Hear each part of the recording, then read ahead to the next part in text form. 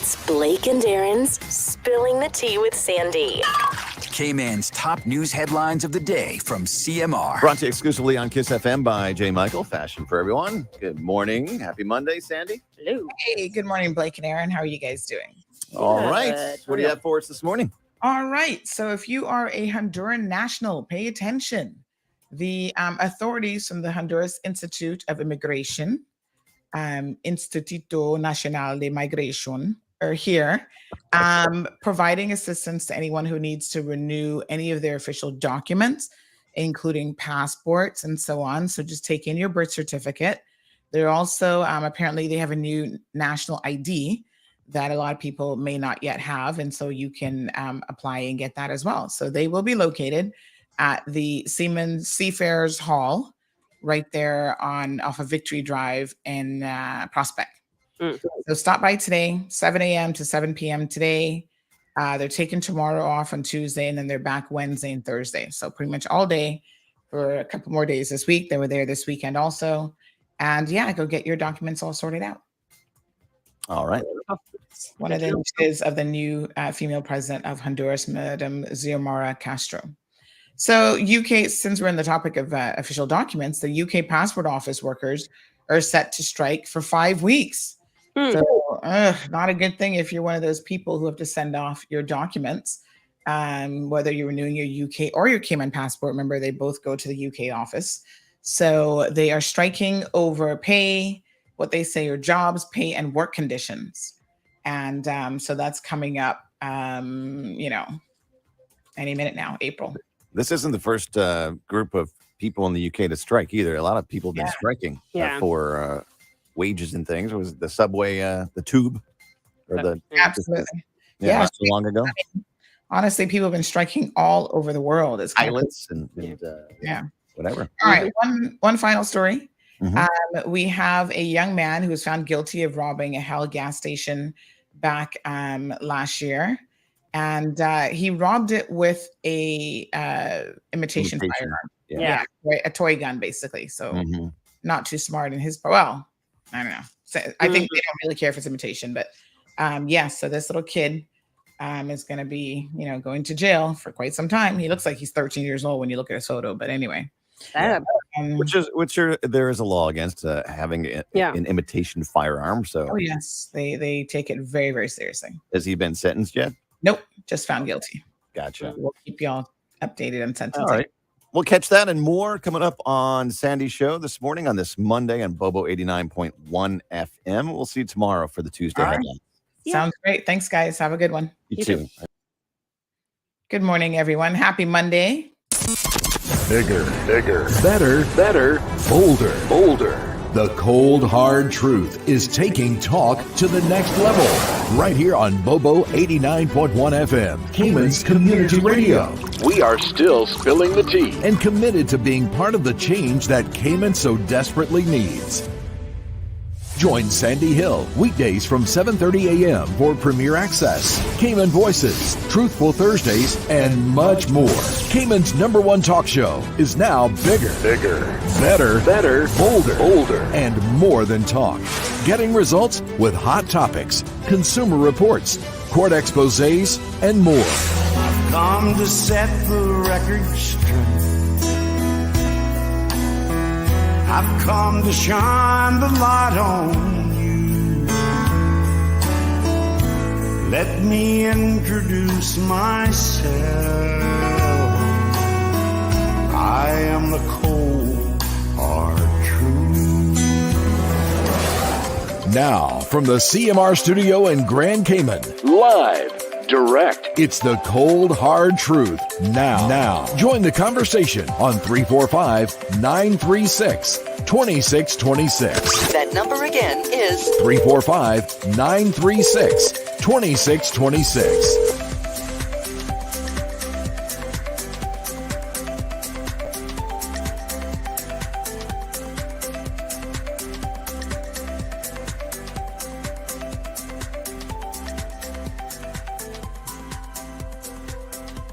All right. Good morning, beautiful people. Where is everybody this morning?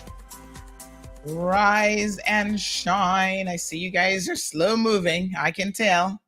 I'm looking. I'm checking you out.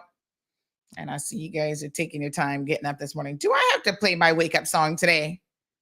Really? Who's here with me? Y'all, boy, look, Scott's here.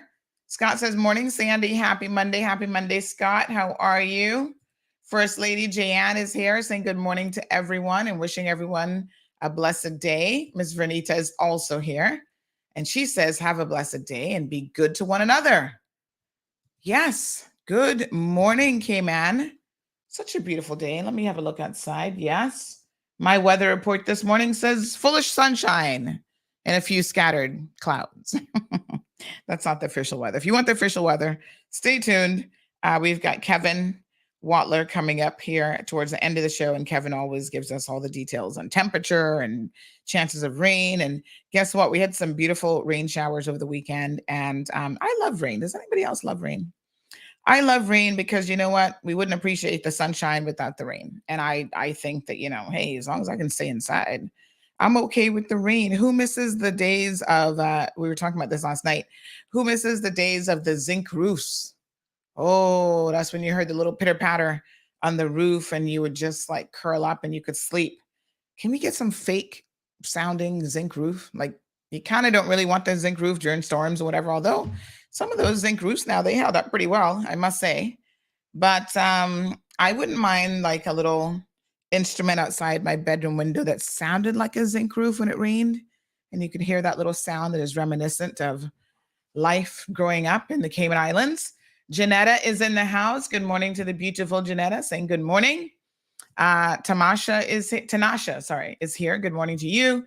Jim, good morning, Jim. How are you? Andrea is in the house. Miss Pauline is here saying good morning to everyone and everyone blessed. Good morning. Richard is here. Hello, Richard. Wee Wee's in the house. Felicia. Who else? Who else is with me? Andrea says present, teacher. Marshall is present as well. So how was your weekend? We're going to do a deep dive into all the weekend events. There's a couple stories that I've got trending for you folks, including this whole situation with TikTok. Like I'm still doing some reading up on it because I, of course, want to inform you guys about it from an informed position. And there's a lot to kind of unpack with what's happening with TikTok, but it is very, very interesting. Believe me, you. Sanya, good morning to you. Beautiful. How are you? Damien is here. Now, I feel like I need to do a giveaway today. I'm looking around to see what I can give away. According to my husband, I'm always giving stuff away. Anything he can't find, he swears I've given it away. You donated something else again. And I'm just like, I don't think so. And then something he's been looking for forever, lo and behold, I found it this weekend. I knew I didn't give that away. But he's always like, you gave everything away. And I'm like, no, I'm not. So I feel like I need to give something away. Oh, some gift certificates. Got my little bag of goodies here. I still got tons of Waffle Monkey gift certificates. Thank you, Scott. So we can continue to give those away. Free donut and coffee. You can pop in there for breakfast. Yes, why not? Ooh, I think I need to stock up on some gift certificates, y'all. I'm a little bit low at the moment. All right. So let me try and get some gift certificates. But here's a question for you. What happened 3 years ago? What happened today? I think it's actually today.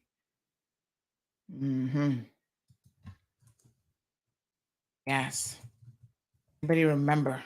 Give me a call. 936 Bobo. 936-2626 is the telephone number. If you would like to let us know what you think. Anybody wanting to wager a guess? What happened 3 years ago?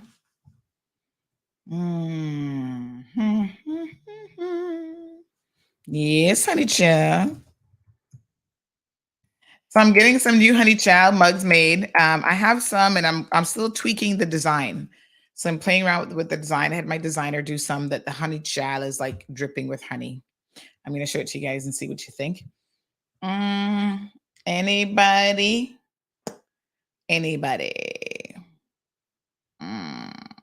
Come on, y'all. Wake up now.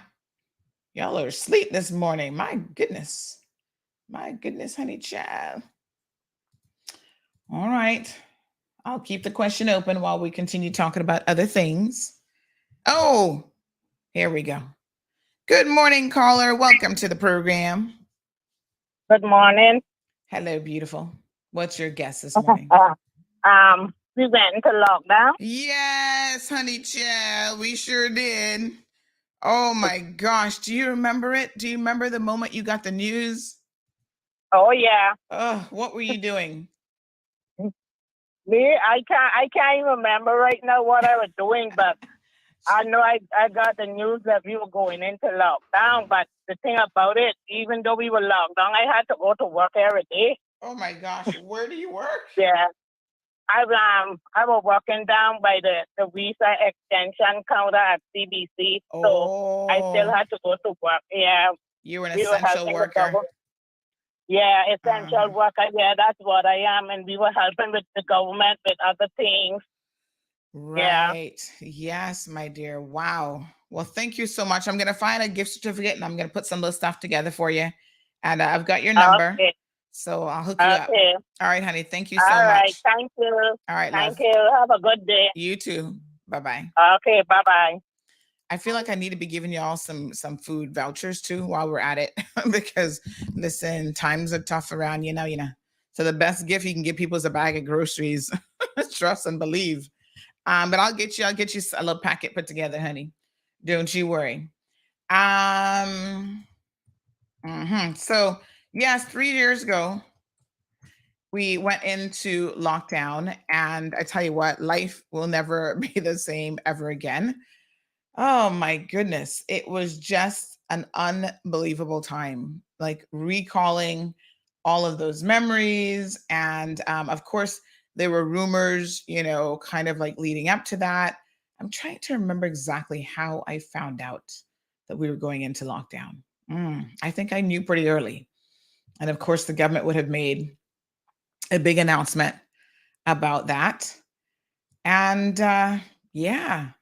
What trying times? March of 2020. Wow. What can we do? Wow. Just unbelievable, right? I tell you what, it was a time that brought, I think, a lot of people together. So, we found out that we had local transmission. First, we heard about the case. I remember the then premier was a little bit sketchy, honey child, and how he was initially handling the COVID situation. That's why I was a bit surprised, I must admit, when he got knighted and got all these accolades, for handling the COVID situation, because he didn't start out in a very good foot. But it just reminds me how much we forget. The brain has a way of protecting us, I think, from bad events. And it also, especially when you really, really like someone, it makes you forget all of the bad things that they've done. That's why some of y'all remarry the same person. You know somebody who's done that? Like they divorce someone or they break up with someone, then they go back to them. Some of y'all keep going back to the same bad nightmare over and over and over again. And it's like, you broke up with them initially for a good reason. And y'all still like, oh, I only remember the good times now. Let's try it again. That's the brain. The brain protects you from trauma as much as it can. So back in March of 2020, we had a number of situations. The first person came off that cruise ship. And, then there was Jamaica turning away another cruise ship.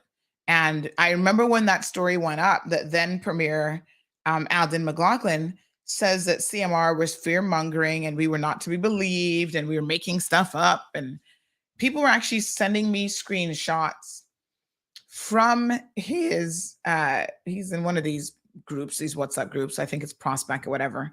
So people were sending me screenshots from what he was saying, which I found to be very, very interesting.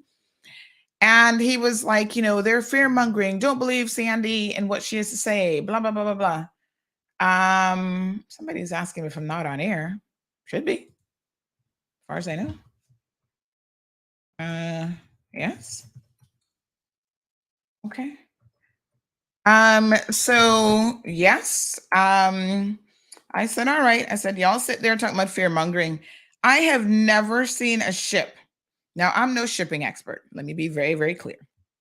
But the amount of time that the ship took to get from Jamaica to Cayman, because Jamaica turned the ship back. Let me just double check our stream. Let me listen one quick second. Make sure we're live, honey child. I figure we are because nobody else has said anything. Yeah, we're live. Yep. Oh, strange. Right. So the amount of the time that it took that ship to come from, she's looking for the link. One second here. To come from Jamaica to Cayman, they must have put that in full throttle. And I don't know what sort of speed she was doing, but it must have been like full throttle, put it in extra gear and book it to the Cayman Islands, because she came here within hours from Jamaica to Grand Cayman at night. You know, they thought they were trying to pull a little fast one. I think it was an Italian ship, right?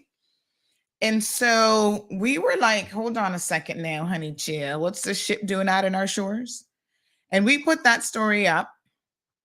And I will never forget the massive number of people that were like, whoa, whoa, whoa, whoa, whoa. Jamaica turns you away and you come here in record time trying to come off on our shores. Hold on a second. Should we be thinking about this? And I'm trying to find the so March the 1st, we had the first confirmed cases of COVID in the Caribbean, in the region. Yeah. And then by the 2nd, we had rumors in Cayman that were initially being denied of the first coronavirus case. Yep. Then we went from rumors to confirmation. Yes. And customers were stockpiling stuff by the 6th, honey chill. Foster's, I'm just going through some of our headlines from March of 2020. Foster's limits disinfectant products as customers stockpile. Y'all were already going crazy and stockpiling stuff. Other news within that same day, Premier Panton and Ozzy Bodden had resigned from the Progressives. That was interesting news. Americans warned to cancel cruise travel by the 8th, and they were still going on cruise ships on each other. They were not business. The 9th, Caribbean princess cancels call to Cayman. By the 9th, we had 5 suspected COVID cases that were sent out for testing. By the 10th, Jamaica confirmed its first coronavirus case, and we knew it was only a matter of time, honey child. I was like, here we go. Then Honduras confirmed the following day 2 cases of COVID. And the headline on the 11th says COVID-19, now a pandemic as locals become increasingly concerned. Now, you know what was interesting about this is we were covering this situation from February. You know, we knew that there was a virus out there and it was like weird and something was going on. And I remember we were the first media in Cayman, patting myself on the back a little bit here. I'm going to pull a George Ebanks on y'all. We were the first to actually talk about and write about this pandemic. Because there was something about it when I was reading it. I'm like, this feels different. Yeah. So February the 18th, Honduras has first suspected case of coronavirus, but we were reporting about this, I want to say, maybe as early as even late January. Yes. So it was definitely something to watch and something that was on the radar. And we were very much paying attention over here. Yes, honey chill. So, you know, we eventually obviously went to lockdown. That ship did not make its call on the Cayman Islands after all.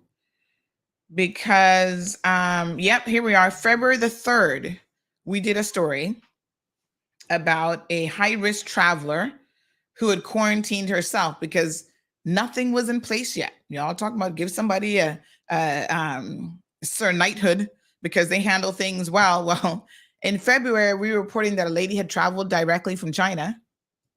Yes, was able to come through the airport, was up in the bank doing bank deposits and all sorts of stuff. She's a Chinese resident, but's married to a Caymanian.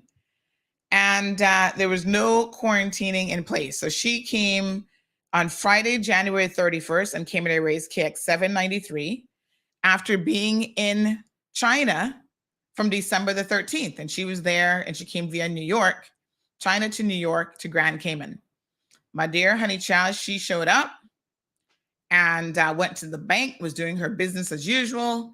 And there were people even in her own family who were like, oh, this is a little bit concerning. Why is she walking around out there? And the government had nothing in place. Zero, zilch, nada. Mm-hmm. So there was that. By January 30th, the World Health Organization had already declared coronavirus a global emergency. So we should have had things in place, but we were not. Come on now, we're not ready. We were not ready. I'm trying to find the story with the ship. That must have been in January. That must have been earlier than I'm actually thinking now. But yes, you know, our government was kind of like, no, we're not going to worry about it. See, we reported on the 21st of January, the first U.S. case of deadly Chinese virus confirmed. I don't even know if we were calling it coronavirus then, but we were reporting on this in early January. And y'all were just like, oh, we're good over here.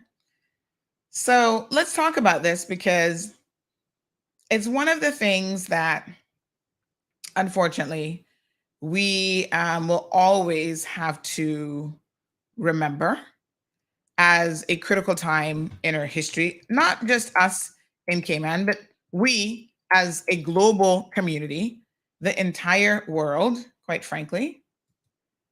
And I feel like, have we learned any lessons? Have there been any takeaways? So there was an Italian ship on lockdown. That was on the 30th. And of course, there were ships going, listen, the cruise ship industry is the worst. Can I just tell y'all? They did not care. Not in any way, shape, or form. They knew there was this virus out there. And they were still doing the most, booking tours, all of that, and didn't really care. Yeah. So, oh yes, let me show y'all this story. Hold on. This was a story now where Alden was out there complaining that we were fear-mongering and this, that, and the next thing. So they were booking all these cruise ships and people were getting stuck on cruise ships out in the open sea with, they were literally dying and they were hiding the bodies on the ship and kind of downplaying a lot of what was happening. There were so many people that lost their lives in the early days on these cruise ships, in my opinion, quite unnecessarily, if it was not for corporate greed. So these were the cruise ships that just didn't care about life. It was profits over people, right? So this cruise ship now is the one that was finally denied entry on February the 25th. We had done a story about it on earlier that day, saying that MSC Meraviglia was headed to Cayman after Jamaica had denied it entry. And this was a story now, I believe, that we did that Premier, let me just see. At the time, Premier Alden McLaughlin basically said he didn't see what the big deal was. We're fear-mongering, don't worry about it. But I can tell you something, this particular story went viral. And I do mean, when I say viral, I do mean viral. A lot of people were very, very concerned about the ship and why our government wasn't doing anything. And they were asking him questions. And so in his group, this is what he said. Oh, I love me some receipts, honey child. Let me tell y'all something. Always have your receipts in order. When people come to you, because memories will fail. People remember, I see something, I remember one set of events. Somebody else sees something, they remember another set of events. People have a way of filtering life through their own glossy lenses or their own lenses of choice. But when you have your receipts, you can't question receipts, honey chill. You'd be like, "Ooh, you sure that's actually what happened? Are you sure that's how it actually went? I don't know about that." It's like last week when Quincy called me. I'm like, "Oh, Quincy, please, I beg you to come off the phone, honey child, because I don't want to be pulling out no receipts." So, they don't really listen to me, honey child. They be like, "Oh no, Miss Sandy, like she don't know what's going on." So, this cruise ship finally denied entry, but here is what Alden McLaughlin said in his Prospect Red Bay community group. So somebody sent the message, said there is a voice note floating around saying that a cruise ship was refused entry to Ocho Rios because there's a case of coronavirus on board. The ship is due to dock here tomorrow. Can any of our representatives confirm or dispute this? The funny thing about it is, like I said, it was set to come the following day, but it came here that night. What did I just tell you? Profits over people. So when it came here that night, quite interestingly enough, they were hell-bent on getting approval that night to disembark. They were ready. They were at the port. Now, cruise ships don't come into Cayman at night. Where are you getting off at night and going? But they wanted the port to sign off, the Port Authority. Yes, they were pressuring them. "Oh, we're here. Hurry up and sign off." Because they came here in record time from Jamaica. Anyway, this story had well over 10,000 reads by the time it was posted. Alden McLaughlin then said the following. He says, "It's not true." Look at how sure this man was. During a pandemic that would turn the world upside down, topsy-turvy, his ego is bigger than Cayman Brack for sure. And this is what he said. He said it's not true. He was tested and it is a case of influenza A. However, we're taking all possible precautions and the CMO is currently getting travel history, etc. And we'll err on the side of caution. And if it is considered that there is any risk at all, the ship will be asked not to call in the morning. The ship was here that night, y'all. And I can tell you that you guys were on Alden and he was telling y'all, "Oh, it's fear mongering. It's this, it's that, it's blah, blah, blah." See the ship there? The ship came in that night, honey child, at dusk. Look, yeah. She came in so fast. And I was like, why? Why are you getting here so fast? Well, yep. Turns out the Jamaicans had a right to turn her away. Positive for COVID. Yeah. And meanwhile, our premier's like, don't y'all worry about it. We got you. It took a whole other month for us to go into lockdown because we were just not ready. Y'all need to be careful and keep your receipts, honey child, because in 4 years, all of y'all will forget all about the pandemic and you'll be like, "Oh, yes, Alden saved us from COVID." I was like, did he really? He did the easiest thing in the world, which was actually to lock us down. Lockdown is relatively easy to do. Opening up as safely as possible is a whole other situation. So I was reading this article this morning, Daily Chatter. Listen to this. So it talked about how 3 years ago, people all around the world were going into lockdown. Businesses were shuttered, school, government offices, all sorts of institutions. Hallmarks of everyone's lives completely disrupted, right? Thank God that we had vaccines and other measures that helped to reduce, certainly didn't eliminate, the fears surrounding the virus. But what have we learned? 3 years on, the question is, what have we learned? I see people on social media now Still stirring the pot about, oh, they forced me to get vaccinated. You're alive because somebody mandated vaccines. Thank God for that. You should be thankful. And here you are complaining, oh, we should have never been forced to do it. Do you know how many lives have been lost just in the United States of America because of vaccine hesitancy? I want to say, let me double check, but I believe it's a couple 100,000 people that are dead because of this vaccine hula, blah, blah, blah, blah, blah, fear mongering and whatever, right?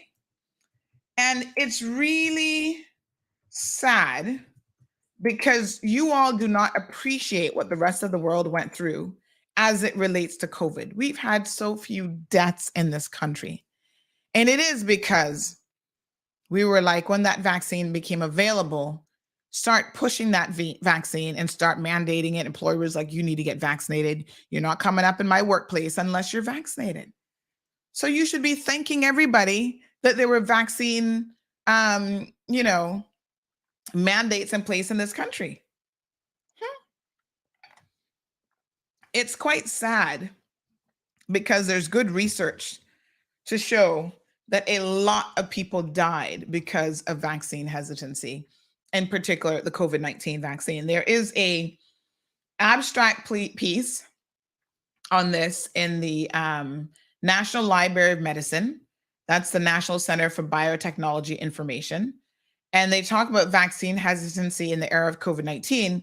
Could lessons from the past help in divining the future? I want to see if I can get a number of people, because I know I've heard a number, and I believe, if my memory serves me correctly, but I want to make sure I get this right, that it is a couple 100,000 people, like the lives that could have been saved if more people had gotten vaccinated during the early days. I'll see if I can find the exact number and let you guys know. But this is really sad. You know, we don't appreciate what it did. There is also COVID-19 vaccine hesitancy survey report. This is by UNICEF. Let me see if I can. This is specific to the Caribbean, though, Trinidad, Barbados, and so on. But, hospitals were inundated with let me see. Hospitals were inundated with just dead bodies. They were just piling up. I mean, it was just, it was, I don't think any of us can imagine what it was like. And we had, big shout out to Kevin, we had physicians on here who were on the front line. We had EMTs, like people who are in the front line saying, Caymanians, believe me when I tell you that this coronavirus is no joke. Don't play with your lives, because you will lose it without a doubt. And even here, one of the biggest anti-vaccinators, is that the right word? Is that what you call someone, an anti-vaccinator? No, an anti-vaxxer. Yes, anti-vaxxer. She died, ironically enough, because of her beliefs.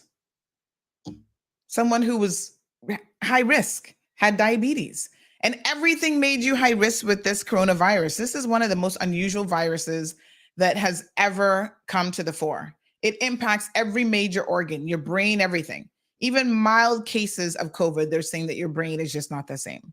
There are people who are dealing with long haul COVID, who has memory fog and fatigue and all sorts of stuff as a result of getting the vaccine, as a result of getting the virus. So it wasn't even just a matter of, okay, you're going to survive it.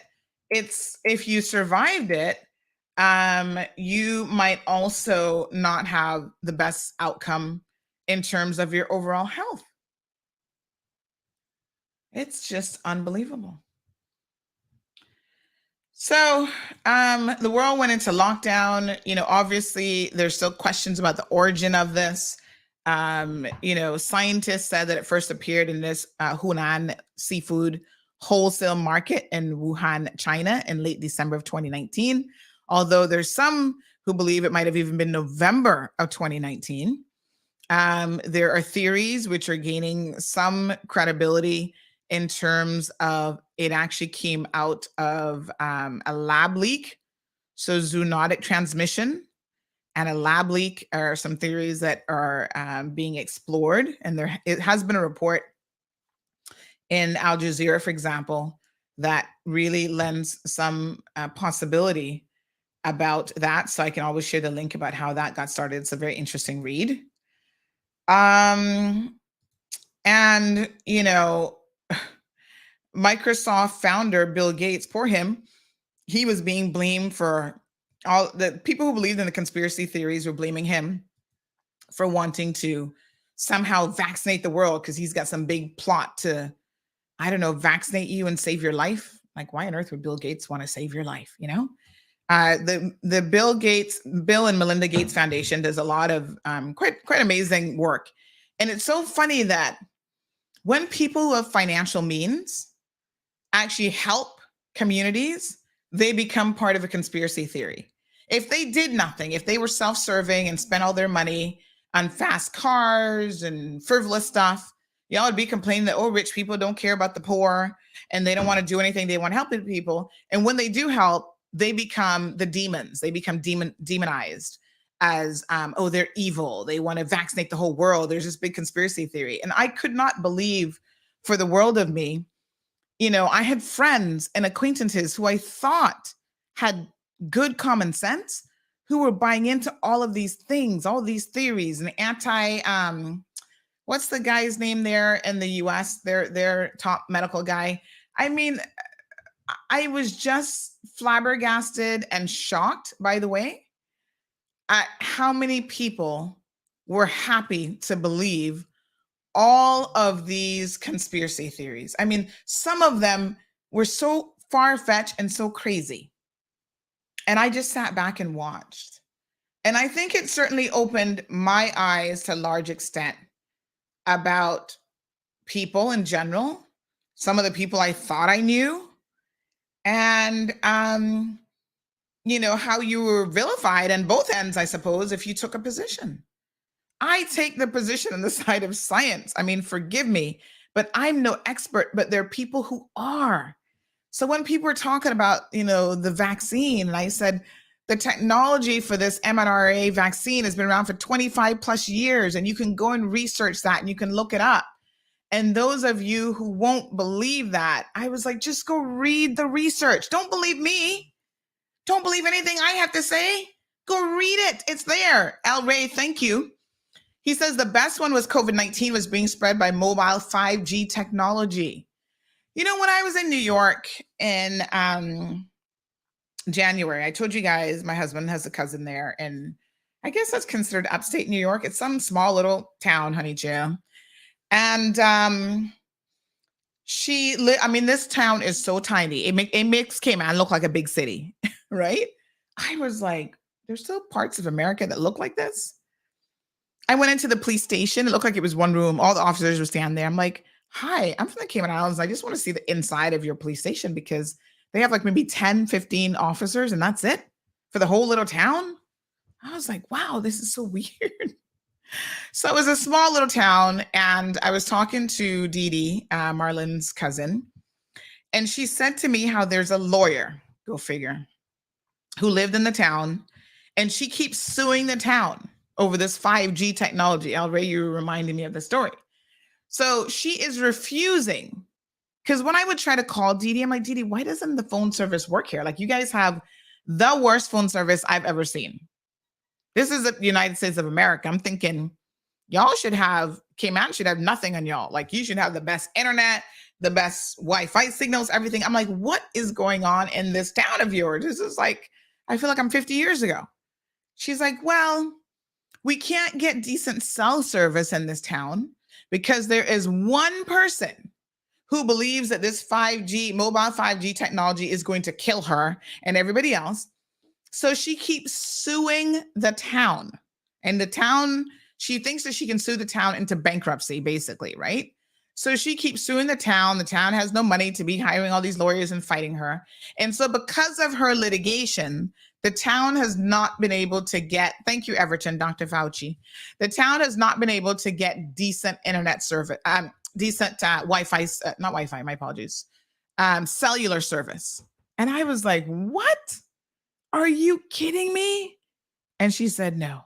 And this woman sues about everything. Like she wants people to live in the 1800s. I'm like, damn, I couldn't live here. You see how these people in the fringes can make your life so miserable? No, sir. What? So the only reason they have decent internet service, like fiber, is because they're very close to a naval base. And the American government is like, listen, don't mess with us. A naval base gets certain priority things. And so they allowed a single provider. There's no competition in this area, by the way. So they allowed a single provider to trunk the fiber through to the naval base. And because the town is like adjacent to the naval base, basically, the town has good fiber as well. I was like, wow, that is so crazy. Yeah, one person. Oh, my God. So Everton says, yes, the vaccine was always there. All they had to do was tweak it. And they do it with all vaccines. Whenever you have a virus, vaccines are available. Well, this particular type of vaccine had been studied. It's been used for over 10 years in cancer research and other things. I mean, really, vaccines are the way to go, most likely with cancer treatments of the future. And tweaking your most basic, DNA is how we're going to get the cure to a lot of these things.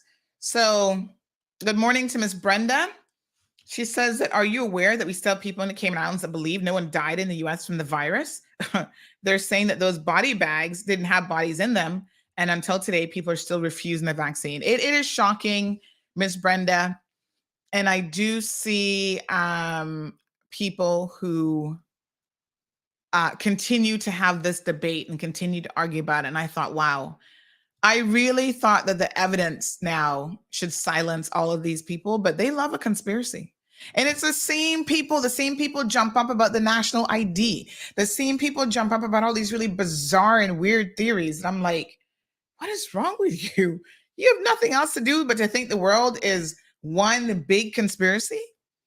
But yes, some of you are noting in the comment section that all of a sudden they jumped on getting the vaccine once they had to travel. Oh, when it came down to shopping, all of a sudden they were like, oh yes, I got to go to Miami now.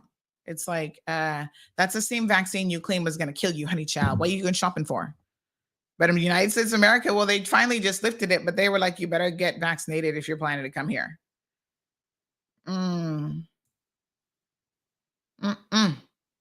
Wow. Oh, what a mess. I think there were a lot of lessons that were learned.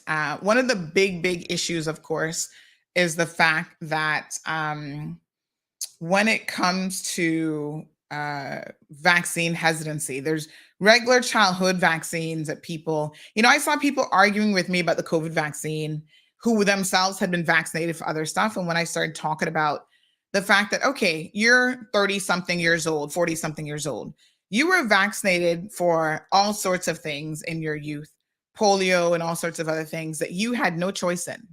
No choice. And here's the irony of it. Those vaccines you knew less about. They had less of a trial period. They had less research behind them, all of that. And you still were vaccinated with them and you're still alive and you're still A-okay and not killing nobody really. And there was no vaccine hesitancy back then because governments basically told you had no choice because they were trying to save lives and they were trying to stop transmission of very, very deadly diseases around the world.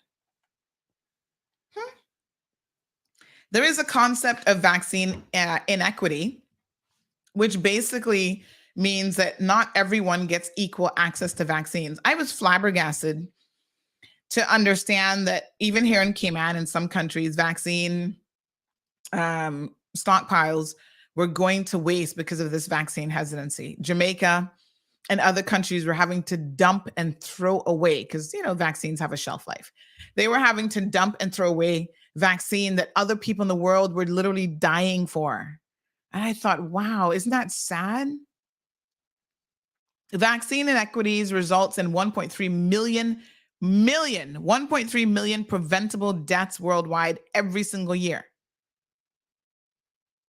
And you have countries who are profiteering around vaccines.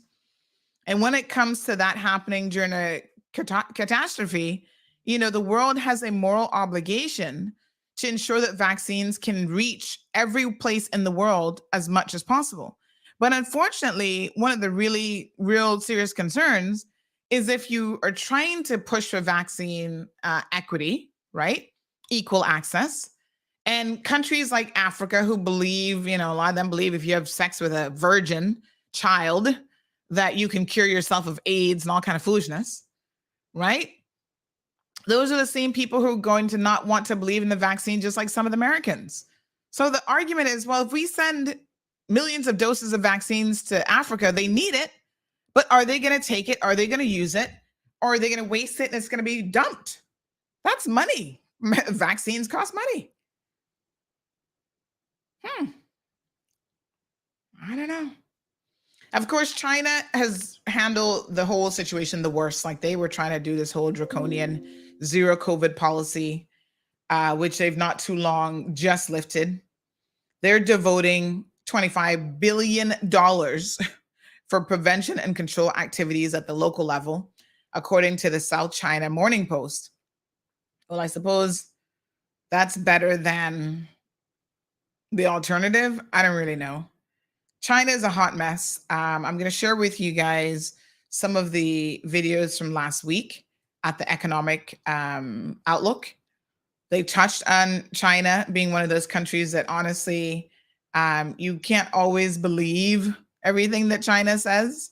You always have to take it with a slice of something because the Chinese government controls information quite stringently that's coming out of China. India seeing an uptake in virus cases. Again, quite a sad situation there. It's a time to reflect, I think, on where we've gone wrong, even with vaccines and vaccine messaging. There's a very, very interesting article on NPR about this, about vaccine hesitancy, and really, it was like the perfect storm leading up to, let me see if I can find it.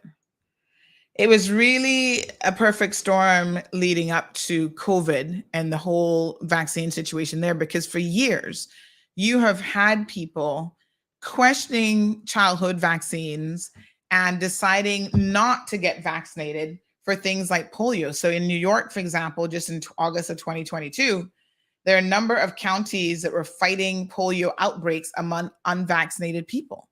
So there are parents out there who are refusing now a vaccine. How long has the polio vaccine been around? How many umpteenth years? That saved their parents from death. Let me see how long it's been around. And, they were questioning whether or not these vaccines, 1931, is that, I think that might have been when it was polio. So the first polio epidemic was in 1894. And then the vaccine, they started a search for vaccine. 1954, I think. 1953. Yes, 1953. 1953 going into 1954. Massive polio vaccine trials began in 1954. And so, you have people who are questioning that amount of historical data and information and refusing to get their children vaccinated in this day and age. And so there's been a resurgence of viruses. That's what, 69 years? Is that right? Hold on, let me tell you if my math is right. 1953, and we're in 2023? 70 years. 70 years worth of data. Y'all wasn't even alive, most of y'all, 70 years ago. And they are questioning these vaccines, the efficacy of them, not even the efficacy of them. They're claiming that, oh, it's going to kill their children. It's going to do this. It's going to do that. And so you have people now who are refusing to get their children vaccinated. And as a result of that, there's been an outbreak of these viruses that has, these viruses were essentially eliminated in most Western countries. Now they're popping up in places like New York. It's scary. Yeah. Polio is controllable. It has been under wraps. The last time there was community transmission of polio in the United States was 1979. I was a child then. Americans were declared polio-free in 1994. And now community transmission is popping up because people are refusing to get vaccinated. They've even found the virus circulating in New York City's wastewater. Unbelievable, huh? There's a place in Rockland, New York, where they say that they have a low vaccination rate. And so again, these cases are now popping up, and they're shutting down schools and other things because of it. And it's a public health challenge. But unfortunately, there has been this undercurrent that is fed by social media, because people can set up a Facebook page, Instagram pages, all these social media pages, and spew misinformation to people who are all too willing to listen to it. And it is, quite frankly, a detriment to humans. The fact that we will believe some of the most ridiculous theories is a bit concerning, but nonetheless, it's been around for the past 20, 25 years. And public health authorities have failed. They failed to recognize the dangers of it. Mind you, even before COVID, some companies like social media were starting to crack down on the vaccine misinformation. There are people who were out there giving their children homemade bleach solutions as opposed to a vaccine. Something has happened to humans. We have gotten dumber with time. We have the best technology, the best medicine in the world. For the first time ever, journal published, peer-reviewed information. Everybody's scrutinizing this information, but the ones who don't know what's going on are the ones who have the power to misinform communities and get people on board with them, because y'all just love a conspiracy.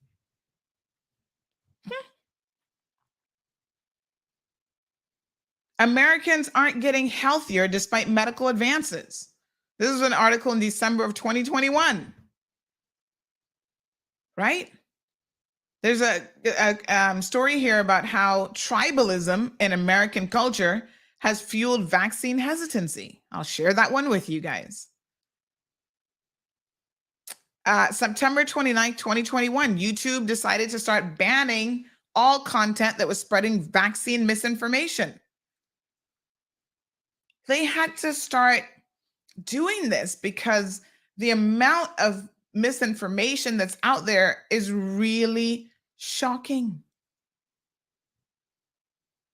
Yeah, this whole anti-vaccine movement, ivermectin, the science proves that not only does it not work, but it is deadly to people, and y'all are still like, give it to me.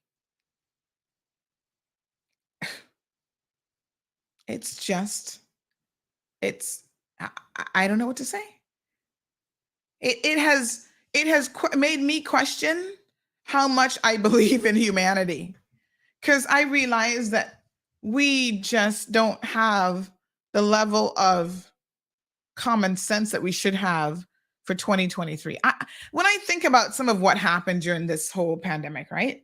I'm like, this is a kind of a stuff I would have expected like in the 1800s. We didn't know much about medicine. We didn't understand vaccines. We didn't have peer-reviewed journals. We didn't have government agencies, cross-checking, double-checking, putting standards in place. None of that. So I could understand vaccine hesitancy back in the 1800s. I can't understand it in 2020, 2021, 2022, and 2023. It's illogical. And my brain has had difficulties comprehending all of that. You know, people were reporting all the adverse effects, mandatory reporting, even here in Cayman. In 2021 or 2022, we had the lowest death rate, despite being in a pandemic. We had the lowest death rate, but y'all are out there spewing misinformation that all these people were dying, we had an increase. I'm like, okay, HSA, show me the numbers. Every person that dies in this country, it's recorded. And the data is there. And yet people are saying to me, no, that data is not correct. They're just on a whim. We've had all these people, oh, look at the funeral notices. I'm like, what? Yeah, we had 10 people die last month, you know? And I said, okay, compared to what? The highest year of deaths, let me try to see if I can find that article, because we had a whole thing on that, right? We actually had a decline in the number of deaths overall in the Cayman Islands. And you guys were still trying to convince and tell me that, let me see. Trying to see if I can find that one. More people were dying because of the vaccine. I'm like, that is so, it's so far from the truth that, you know, I was just flabbergasted. I just couldn't understand what y'all are saying. I'll have to see if I can find that article. HSA figures, death reports. This is not something that you just make up. You can actually go and fact check this for yourself, but y'all weren't fact checking it. You were going, oh, but I see all the deaths on Facebook I'm like, huh? What? What do you mean? Say what? Maybe it looks like more deaths because everyone is now being announced on social media. I don't know. We were live streaming all the funerals. So maybe in your mind, you were thinking that, you know, that's what it was. Like, I'm not really sure. But the actual numbers saw a decline. Anyway, happy 3-year anniversary. Because I don't know what to say. You know, everybody that dies in this country, it is reported. Let's see if I can find that article. I can't remember the exact time that we published it. So, morning to Johan. Johan says, Auntie Sandy, what kind of wacky week you got planned for CMR Massive? Can you top last week's madness? I hope not. I really hope that there's no way to top what happened last week. I've been reflecting on it, so I'm going to change gears a little bit here. Morning to Miss Morna. Miss Charlotte says, I love my mug. Awesome. Because I tell you what has happened. I don't know. It was a weird week last week. I just, George is back to ranting and raving. Somebody sent me a photo yesterday where apparently he's going to church, and he posted up about off to the house of the living God, Jesus Christ of Nazareth, worshiping this morning as I'm looking for a church home for my family. I could understand why some of them might be hesitant to accept you into their church home. But as I said last week, the churches are for sinners now. So I guess accept him in with open arms, because he clearly needs, you know, a bit of work. But anyway, he says that he's looking for a church home, and that he is, apparently he was attending Cayman Islands Baptist Church at Pedro Castle, Savannah, and he put hashtag, I am not perfect, but I love my Jesus. Well, I guess that's something. Wow. Nobody's looking for perfection. And what I would say to George, if he's open to some constructive criticism, is, yeah, you're definitely not perfect. I went back and I listened to a good deal of that show, and I listened to the number of times. I lost count, quite frankly. I lost count of how many times I tried to speak, and this man would not. I was saying, George. No, Sandra. Let me say this. I was like, my God, I could not get a word in edgewise.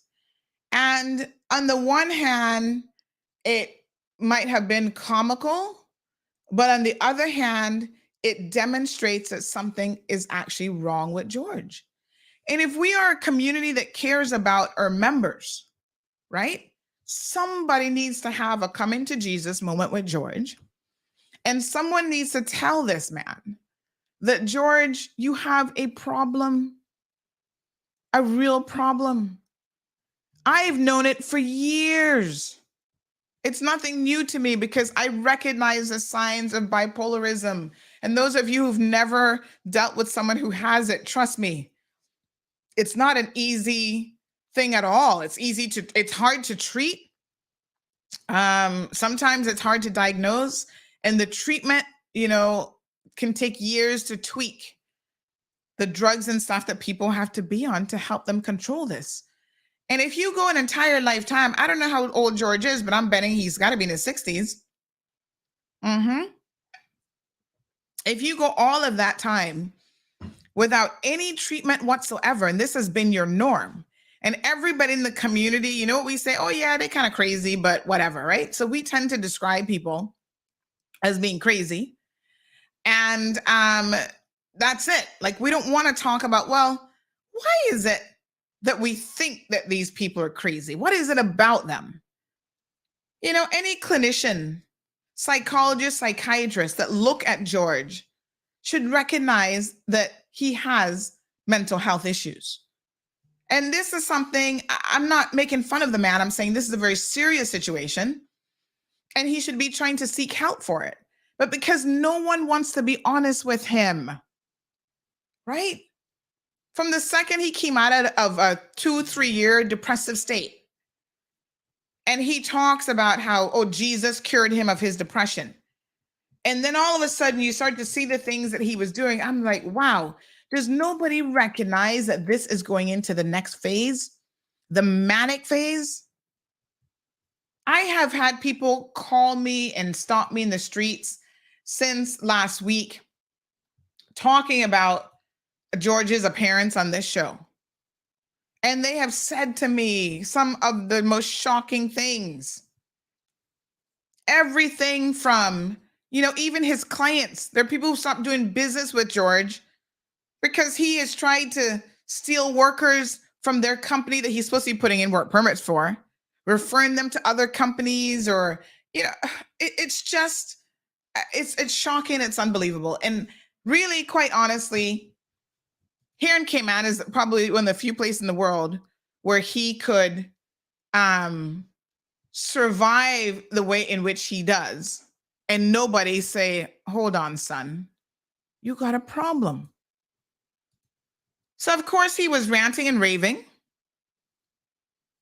Again, after saying both on the radio that he didn't mind, when I was finally able to tell him he was on air, he didn't mind.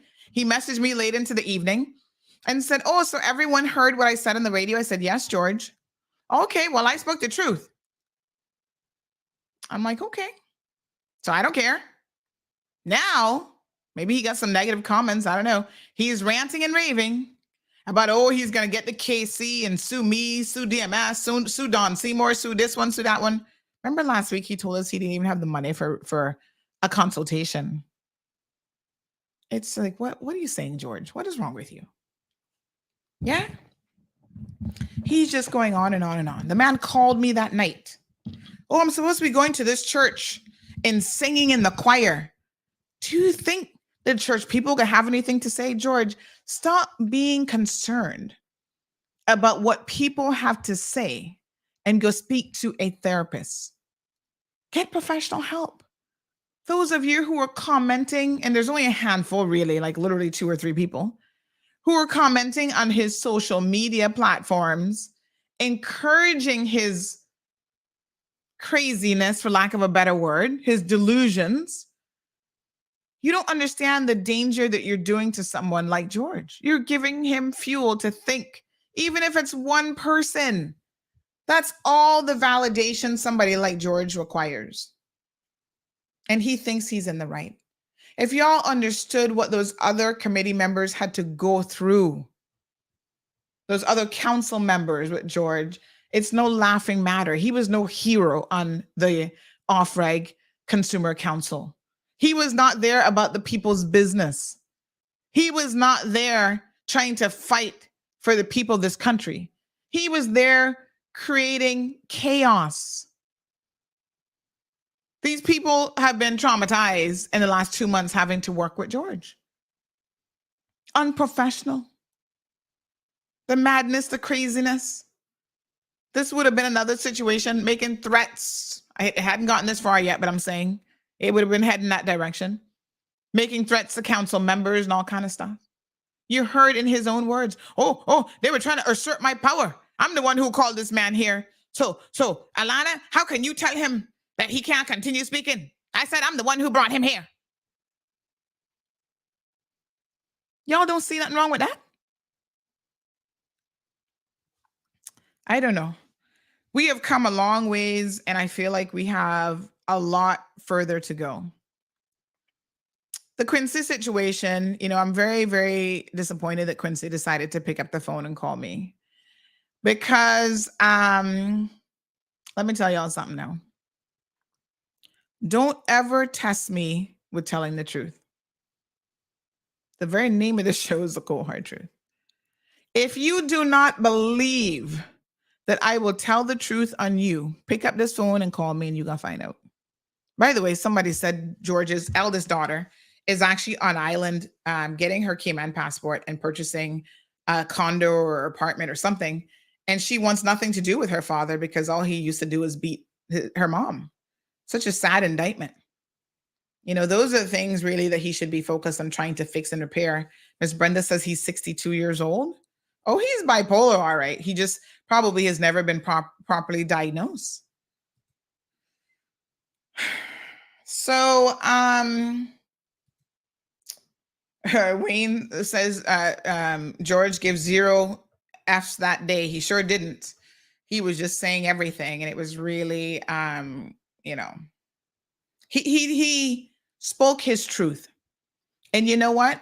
If this program is all about the truth, then he spoke his truth, and he spoke it frankly and probably maybe the most honest that he's ever been. And I think a lot of y'all needed to hear that. You needed to understand who George actually is. This pretense of, going to church and pretending to be a family man, all this kind of stuff. I noticed that his obsession over the weekend was about the fact that, I'm a married man. I'm a married man. Well, you're a married man when you were allegedly sexually harassing this woman at work. And you don't see it as sexual harassment, right? Because you're trying to blame the victim blaming. But even if it wasn't sexual harassment, your wife should be concerned about why you're saying that you had sexual interest in a woman that was not your partner, not your wife. And in fact, is one of your clients when you think about it. She works for one of your clients. You should never be engaging in any sort of inappropriate communication with her whatsoever, even if she initiated it, which I have seen no evidence to that. I have seen the conversations, the WhatsApp conversations, right? He can't produce any evidence of what he claims because none exists. So it's a very, very sad situation. And I tell you what, when Quincy decided to call me and then put me on the spot for why I'm not singing his praises, it really physically made me sick because I know things. And I think what people should recognize is there's a lot that I don't say that I know, right? So on the one hand, I guess you guys don't know that. I've said it before though, but you might not imagine and think about what some of those things are. So all you can do is speak to what I do say. And I guess that's what Quincy was trying to come at me. Maybe he did not even know and realize that I'm aware of his sexual abuse of a minor child with special needs. Maybe he didn't think I knew that. I don't know. And when he decided to talk about why I'm not singing his praises, I was like, and then he accused me of having some axe to grind with him. I mean, I just had to lay it on the line. Like, if I really had an axe to grind with you, these are the things that I would have said before and that I have remained silent about because I have no axe to grind with you and because you do have mental health issues and you do have addiction issues. None of that excuses abusing a child, to be very, very clear. I don't believe that when you do bad things like that in life, that you can absolve yourself by making a movie that's on YouTube. Or you can absolve yourself by talking about how many accents you can put on and what sort of pretense you're into. That, in my mind, isn't how that works. But obviously, Quincy has a different opinion. But it's probably not a good idea to call the show and to challenge me on those points. That's all I'm going to say. I doubt we'll be able to eclipse the madness that we saw last week, but let me just caution people, and I want to say this in all honesty, right? When you call in on a public platform, there are thousands of people every morning who are going to listen to this show. And so no one is perfect. We all have done things that we're not proud of, whether it's in our personal relationships, sometimes in the world of business. Some of us are more of a mess than others. Yeah? But when you call in, people listen to you. And if you choose to take the moral high ground, be aware that people are listening, they're paying attention, they're hearing you, and they're also questioning your behavior. So even if you call in this morning and say, well, I want to talk about George now, Sandy and George, this and that, blah, blah. There'll be people who are going, oh, okay. So you're talking about this person or that person, but you're a wife beater. You beat your mommy. You beat this one. You know, this is what happens. The second people recognize your voice on the air, they're messaging me saying, Sandy, but hold on 1 minute, you know. What is this person saying? He thinks that people don't know who he is, or she thinks people don't know who she is. I keep telling you, sometimes it's better off to say nothing and keep your mouth shut. Because all you do is highlight yourself. Just stay in the corner of the class and just pay attention. Yes. And some of your behaviors are so current. KY345, Sandra, I wish you would stop #George. And then they say #George and #McKeeva. They need to be placed on a canoe. Well, I think that, to be quite frank, we have men of a particular era and a particular age who in this community have been permitted and allowed to get away with a lot. Caymanians are good for ignoring bad behavior, especially if they like a person. Somebody once said the rules don't apply for likable people, and apparently so. Y'all turn a blind eye, you ignore abuses, physical abuse, sexual abuse, and other inappropriate behavior. You know, that these people get to you by showing up in churches. Them love to sing in a church choir, right? They, you know, inundate themselves in the churches, and somehow that makes you forget all the other things that they do on a regular basis, because they show up to church on a Sunday and they walk around the Bible under their arms. It's quite shocking, really.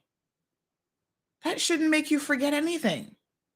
You have to look at a person's behavior, like really look at it. Strong Will, good morning.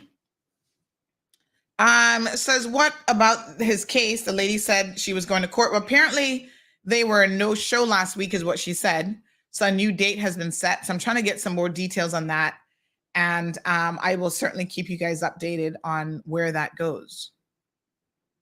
It's sad that someone has to message a lawyer in order to get an HR manager to stop harassing them and stop sending them messages. That's a real deal situation. Someone actually went and paid money. Listen very, very carefully now. Paid money to a lawyer to have you stop messaging them. Right? And yet, morning caller, we're live on air. Hello? Hi, caller. Okay, I'm not sure if that was a butt dial or what that was. But you know, let me hear now. I mean, listen, you're talking about all the receipts, man. Listen, I have messages for days, really and truly. I don't understand it. I really do not get why y'all be trying to test me when you know I got messages that we can just pull up. Good morning, caller. Hello. Hello. The garbage disposal. I'm trying to see some of these original messages and emails, and this woman even went to listen, the woman sent enough receipts. If I show you the vulgarity of what this man was actually sending her on WhatsApp, no one should have to be subjected to that type of behavior. Nobody. It's shocking. He was video calling her. There's no evidence of her video calling him whatsoever.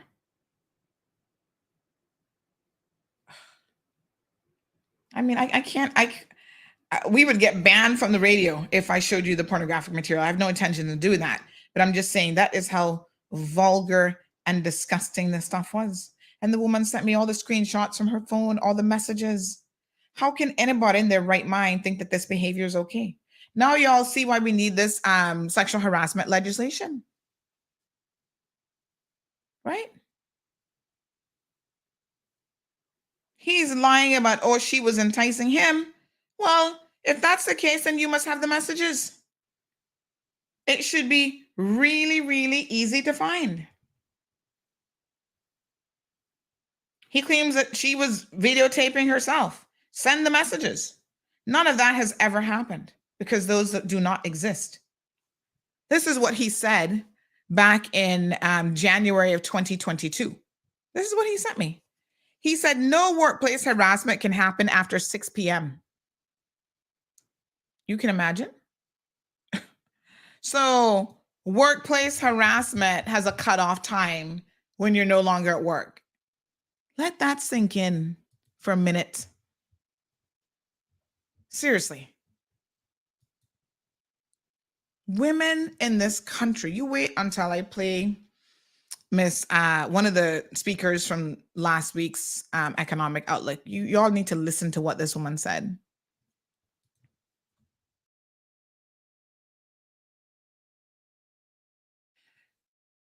And she talked about, especially women, what we have to endure. We are the ones who are leading our families, leading households. There's a lot of single mother household. Women are holding down the fort.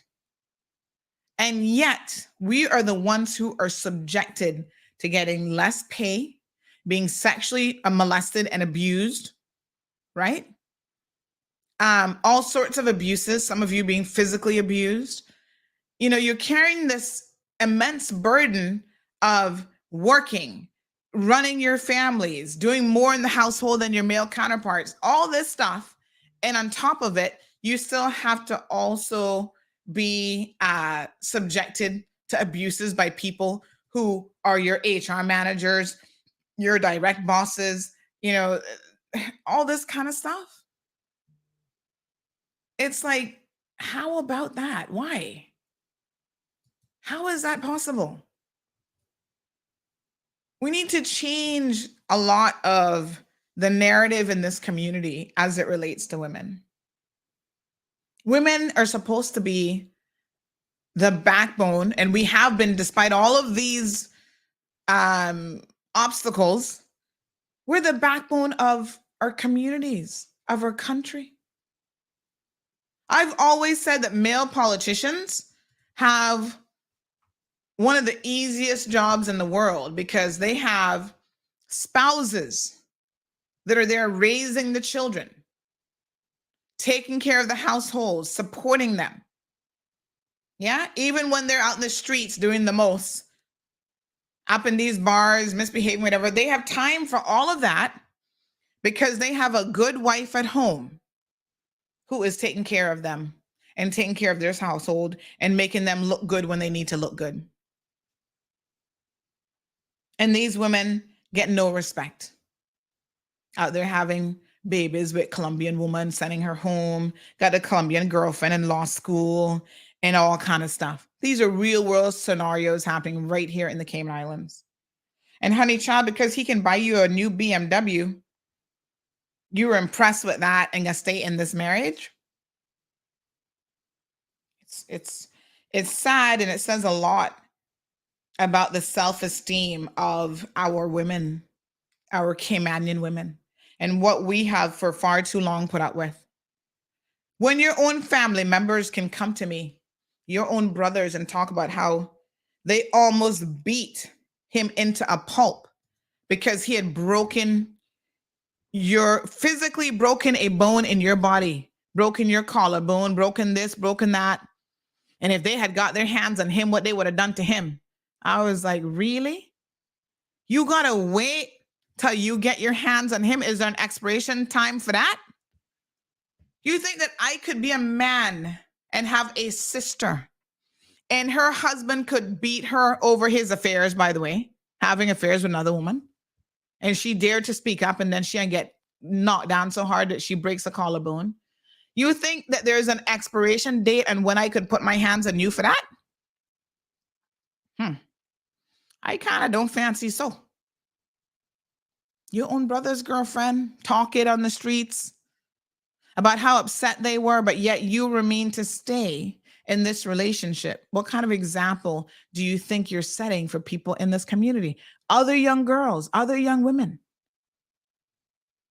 Y'all can talk about having community breakfasts and community this and whatever. And women out there and men out there and people out there know that you allowed your husband, who's a political leader in this country, to treat you like that.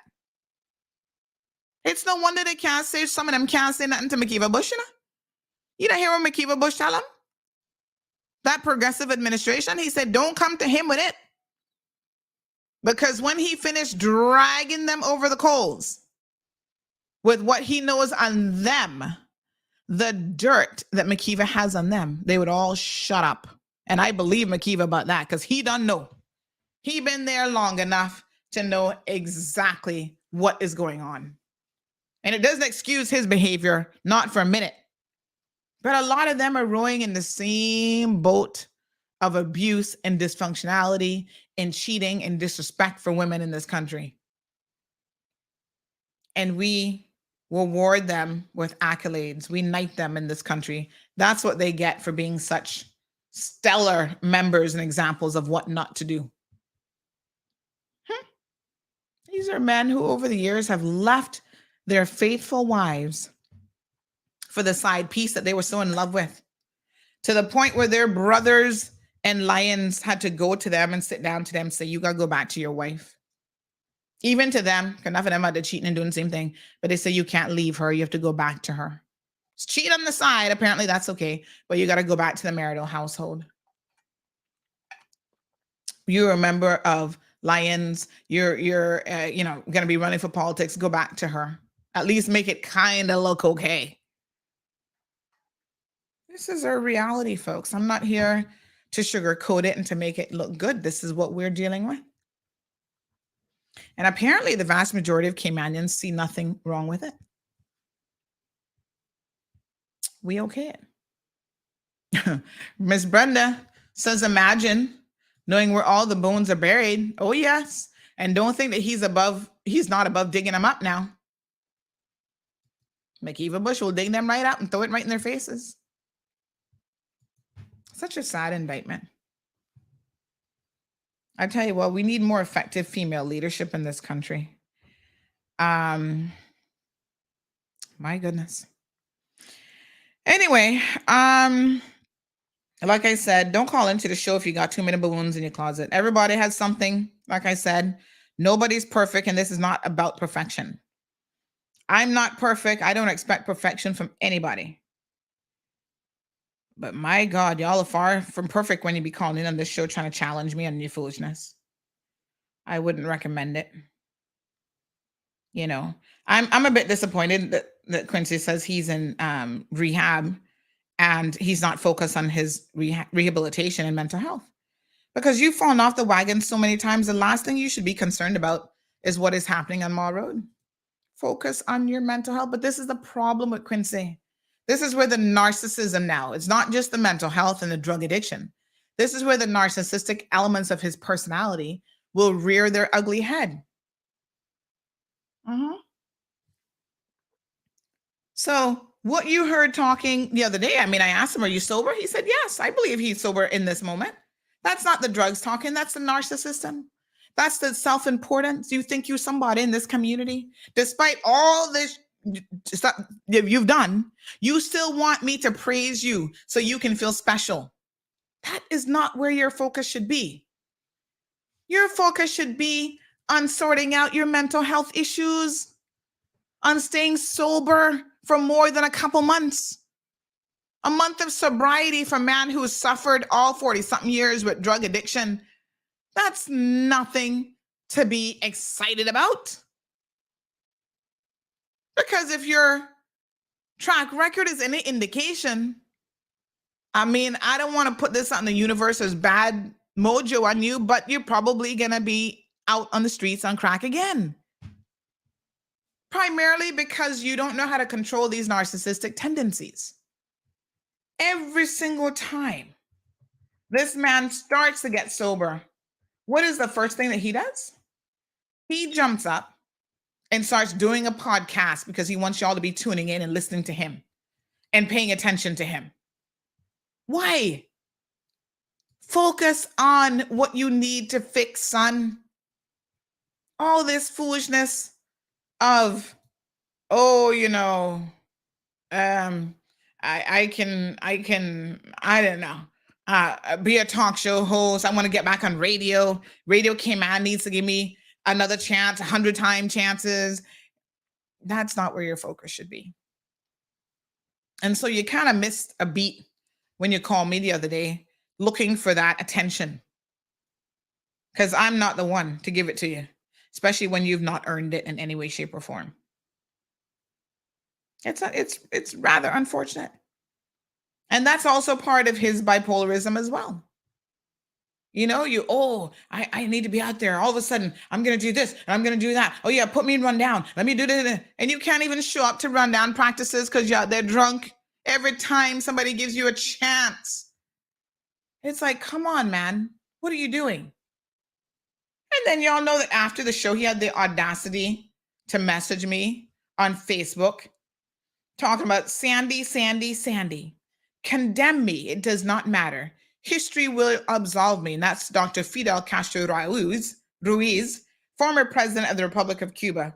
Dude, you can quote all the presidents in the world. You can quote the Bible. You can quote any book. I don't care who you quote. It does not matter.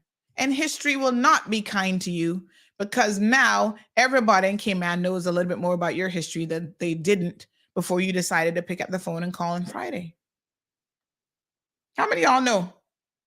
He talking about, he was vindicated from the child abuse case. No, you weren't. This case never went to court because in typical Caymanian fashion, families cover things up. They don't want victims to be re-traumatized by having to testify, and that allows perpetrators to continue to walk amongst us.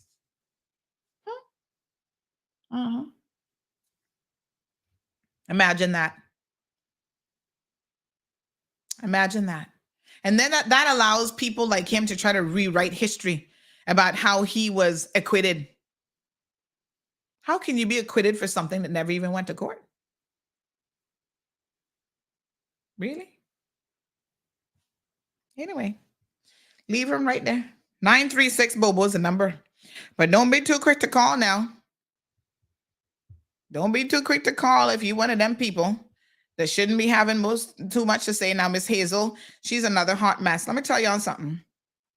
I have no time for scammers. And they come in all shapes and sizes, and they wear frocks and they wear pants and they dress up in the works. On the website, I want y'all to know this. We're going to start a section dedicated to scammers because y'all are getting out of control. You're getting out of hand. And so there's a new category called scammers. Miss Hazel will be added to that category. Believe it. And others. I got Miss Hazel, the Filipino woman. Danny is going to be put there as well. Good morning, caller. Welcome to the program. Uh-oh. I don't know if that person hung up. So she's going to be added to that section of the website. We're also going to be this week doing an expose. Lord Jesus. You know, I really try to help my own people as much as I can, but unfortunately, sometimes Caymanians cannot be helped. We have an interview that we are going to person just messaged me this morning, 8:45. So when is a good time to meet? We're gonna be meeting up later today. Oh my God, my people, my people, my people. You know, I love to see Caymanians succeed. I would want nothing more in the world to see us all successful in our businesses, in our professions, in our families, you know, supporting each other, all this kind of stuff. But when y'all do certain things, I cannot save you no matter how much I try. Yeah. So there's a situation with Andre Espute and his companies, Andre and Sasha. I mean, I can't talk about one and not talk about the other, because in the world of business, they're the ones who own the businesses and they're connected. The past 2 weeks, I've been listening to Andre give all kind of excuses and all kind of situations and trying to give him an opportunity to fix a situation that they have created. And unfortunately, he begged me last week to give him until Friday. Sandy, please give me until Friday. I'm going to get this sorted out. Well, here we are on Monday. Nothing has been sorted out. And the people who've been victimized by their companies are saying, we need to go on record. I cannot deny the people of the Cayman Islands the opportunity to go on record and have your say. Even when I like the other person, even when I know the other person, even when I'm trying to help the other person by giving them time and giving them the opportunity to get it together. Everything has an expiration date. Yeah. So Club Save is going to be highlighted this week. And I think y'all might be shocked to hear some of the details of what has been going on there. There's nothing that I can do. The people who are victimized will speak their truth. And it's an unfortunate situation. When you beg me, please, Sandy, give me till Friday. I'm going to fix this. You know, we don't need the bad press. I'm like, okay. But the number of victims is mounting by the day. And I fancy that we have an obligation on this program to try to prevent you from taking advantage of other people. And if I can't prevent you from taking advantage of other people, then what's the point? I don't think y'all recognize, right?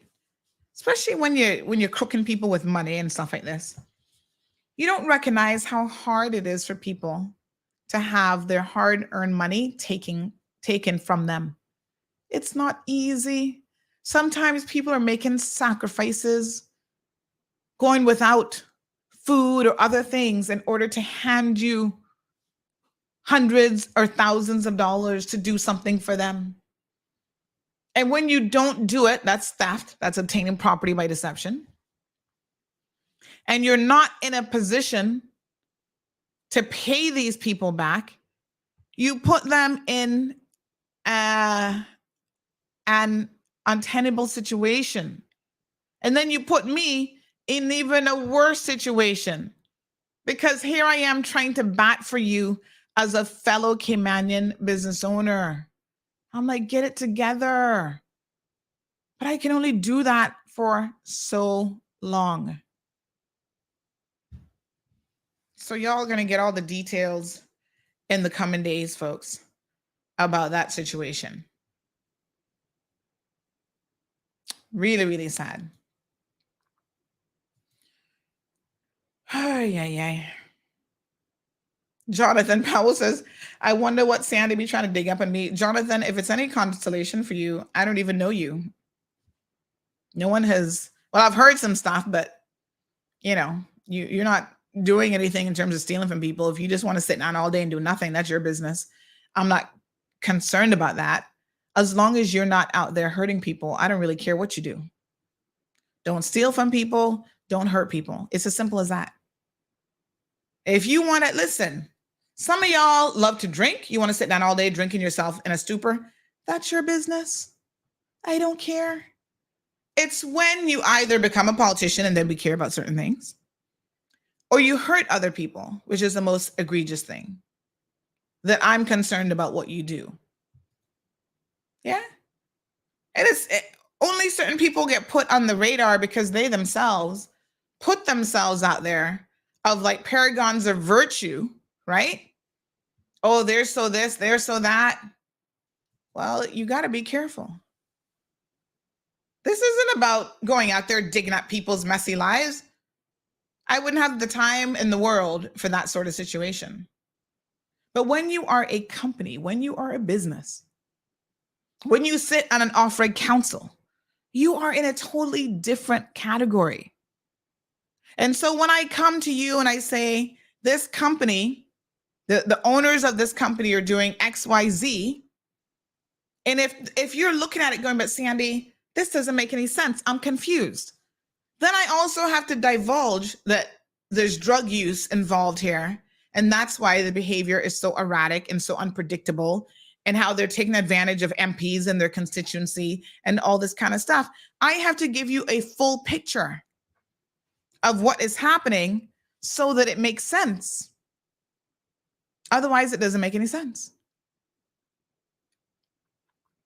So, Andre, you told me to give you till Friday.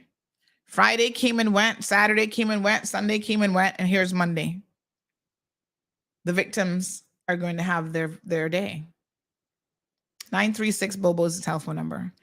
If you are a Honduran national, I want to encourage you now to please go out and, you have an opportunity to get your documents sorted out. I'm just trying to find some of the videos here. I'm going to let you guys see. So you can go and to the Seafarers Association. They're renewing passports. They're doing all the documentation for you. I'm going to show you guys a little bit. Once you have your, what do you call it? Your birth certificate, to prove your connections to Honduras, you can get your passports renewed. You can get their new national ID. They're encouraging everyone to come and sign up for those things. So I'm going to play that here in a second. Aliana says, skin no teeth and call them all out. They can't sue you for the truth. Cameron says, paragons of virtue, you the best, Sandy. I mean, like I said, it's shocking to me the people that decide they themselves are going to put themselves in the limelight when they really shouldn't be. You should be hiding in the corner. When you're the bad student, go hide in the corner, honey child. Don't be the class clown, because when you're the class clown and you're a bad student, the teacher's going, oh, there you are. You're not sitting quietly in the corner. You're trying to make a whole scene. And of course, that only highlights your behavior even more, which is quite shocking. Anyway, listen up to this announcement, my Honduran friends. All right, good afternoon, folks. So we're here at the Seafarers Association.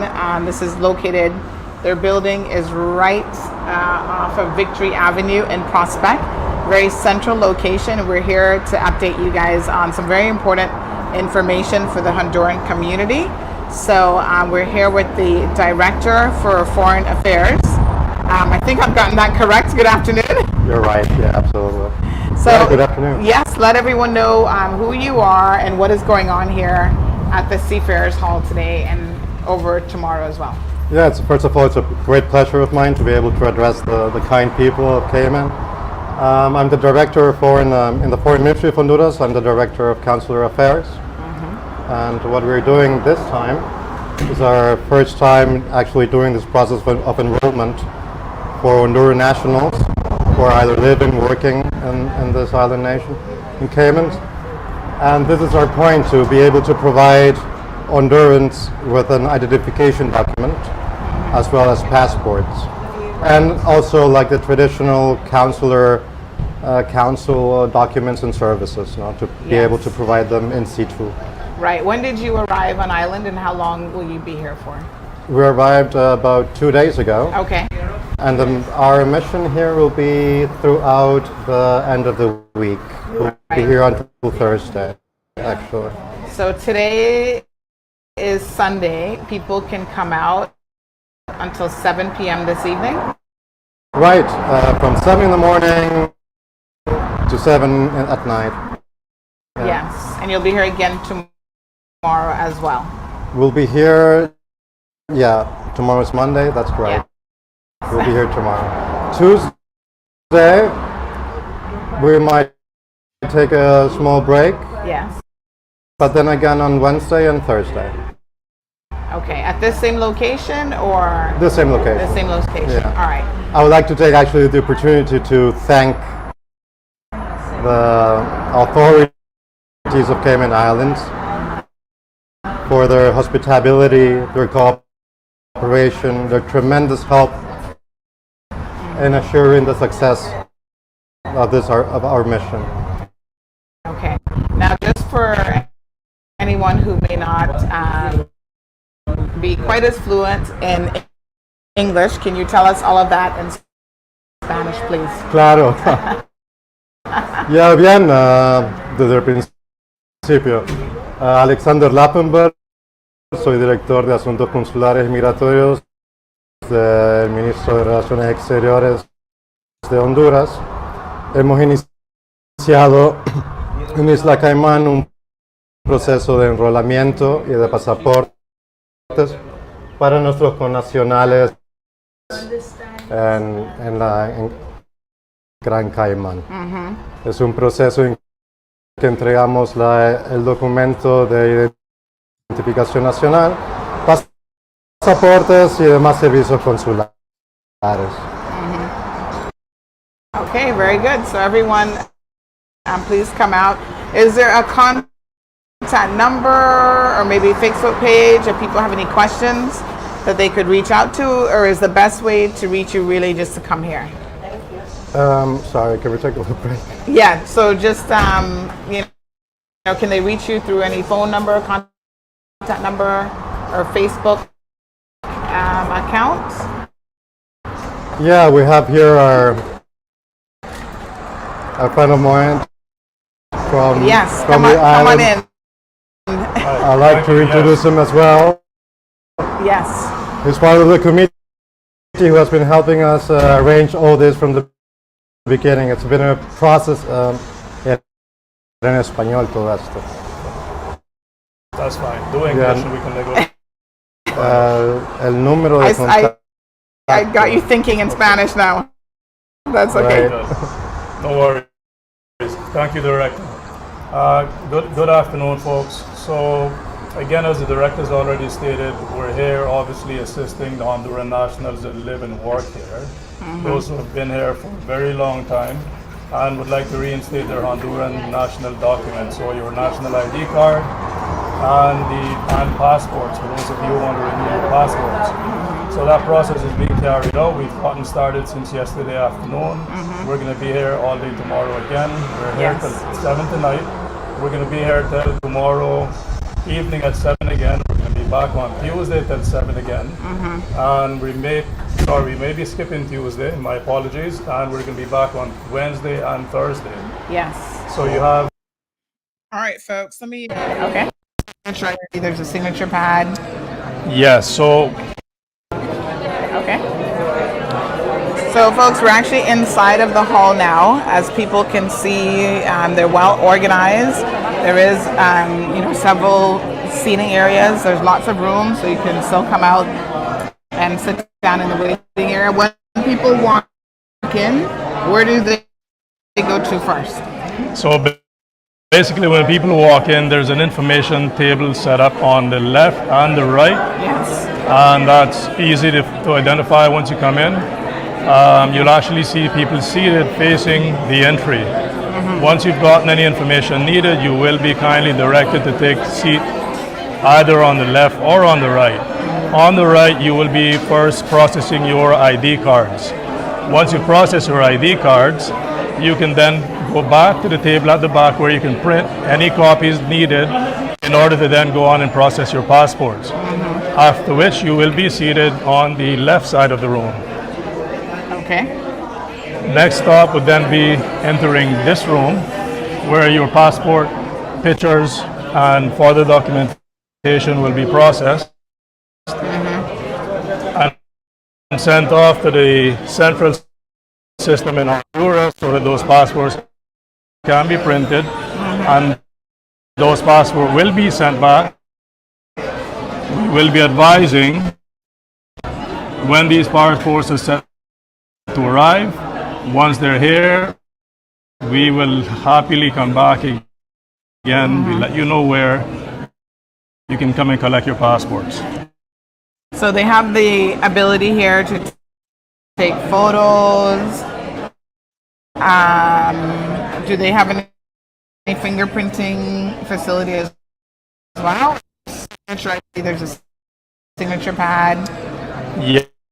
Yeah, so actually the system is completely set up to where you're going to only need the copies that we are also helping you to print at the information table. Okay. Once you go to your through your ID process, they're going to give you a printout.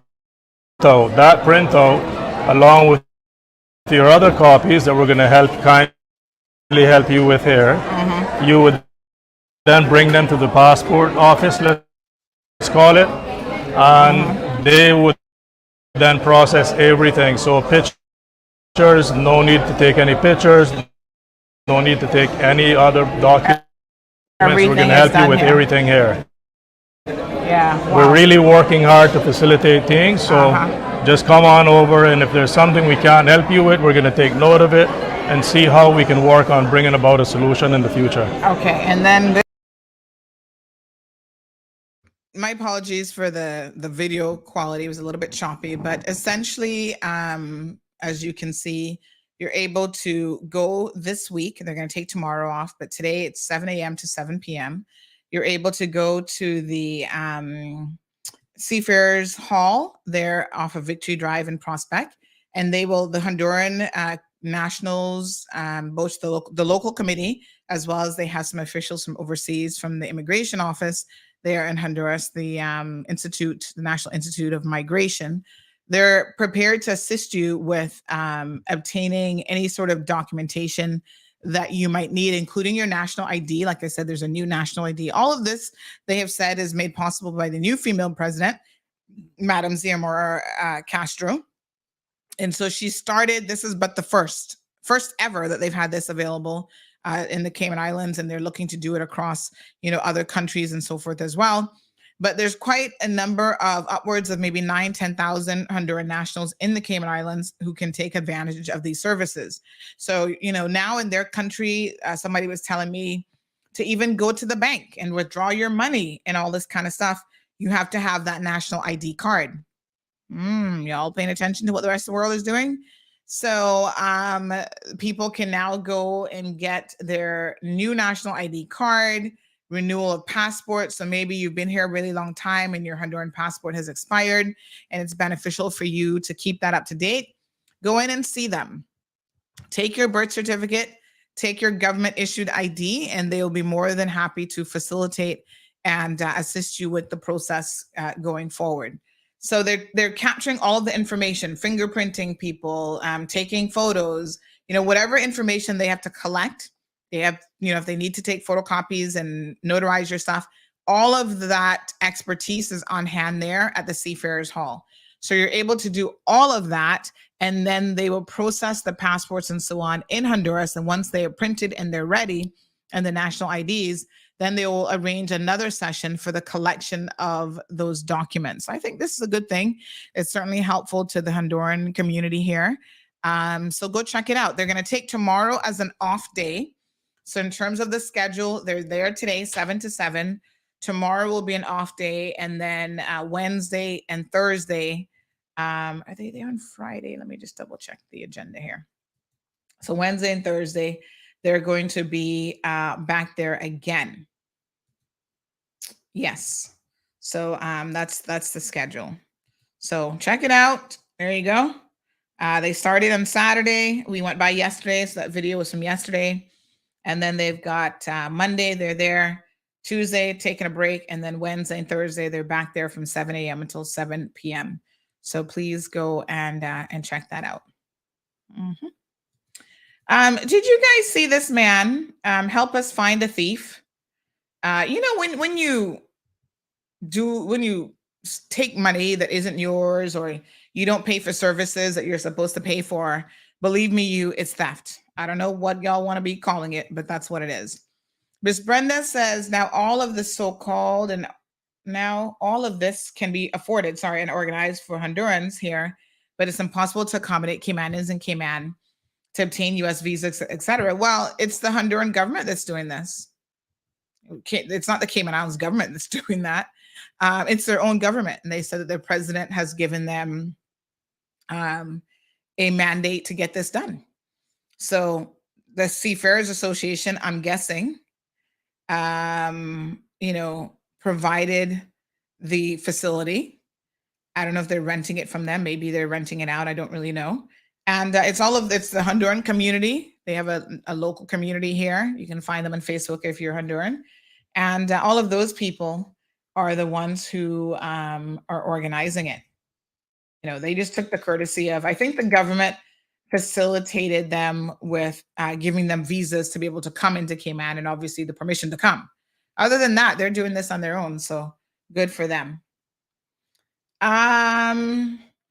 It's called the Honduran Committee in the Cayman Islands. It's an NGO, so go check them out, folks, if you want to learn more about what they do and what services they offer for the community. If you guys want, somebody else mentioned it as well. The U.S. Embassy says, Dazita, the United States Embassy needs to come to Cayman twice a year to renew and grant Caymanian visas, save people from traveling to Jamaica and spending all this money. Y'all need to lobby for that. They've always lumped us with Jamaica. You guys know this for historical reasons. But I think you can also go to the Bahamas. I don't know. I don't think it's any cheaper to go to the Bahamas necessarily. But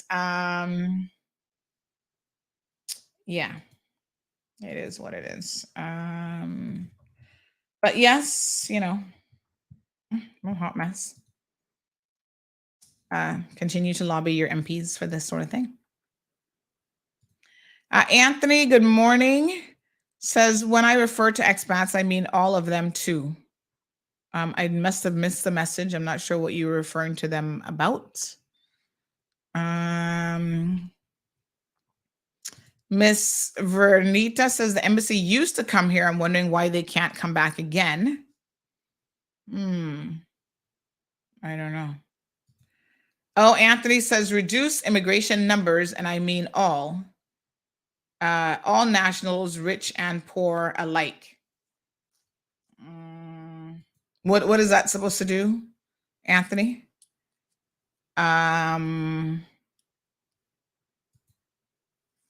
So El Rey says the U.S. Embassy needs to.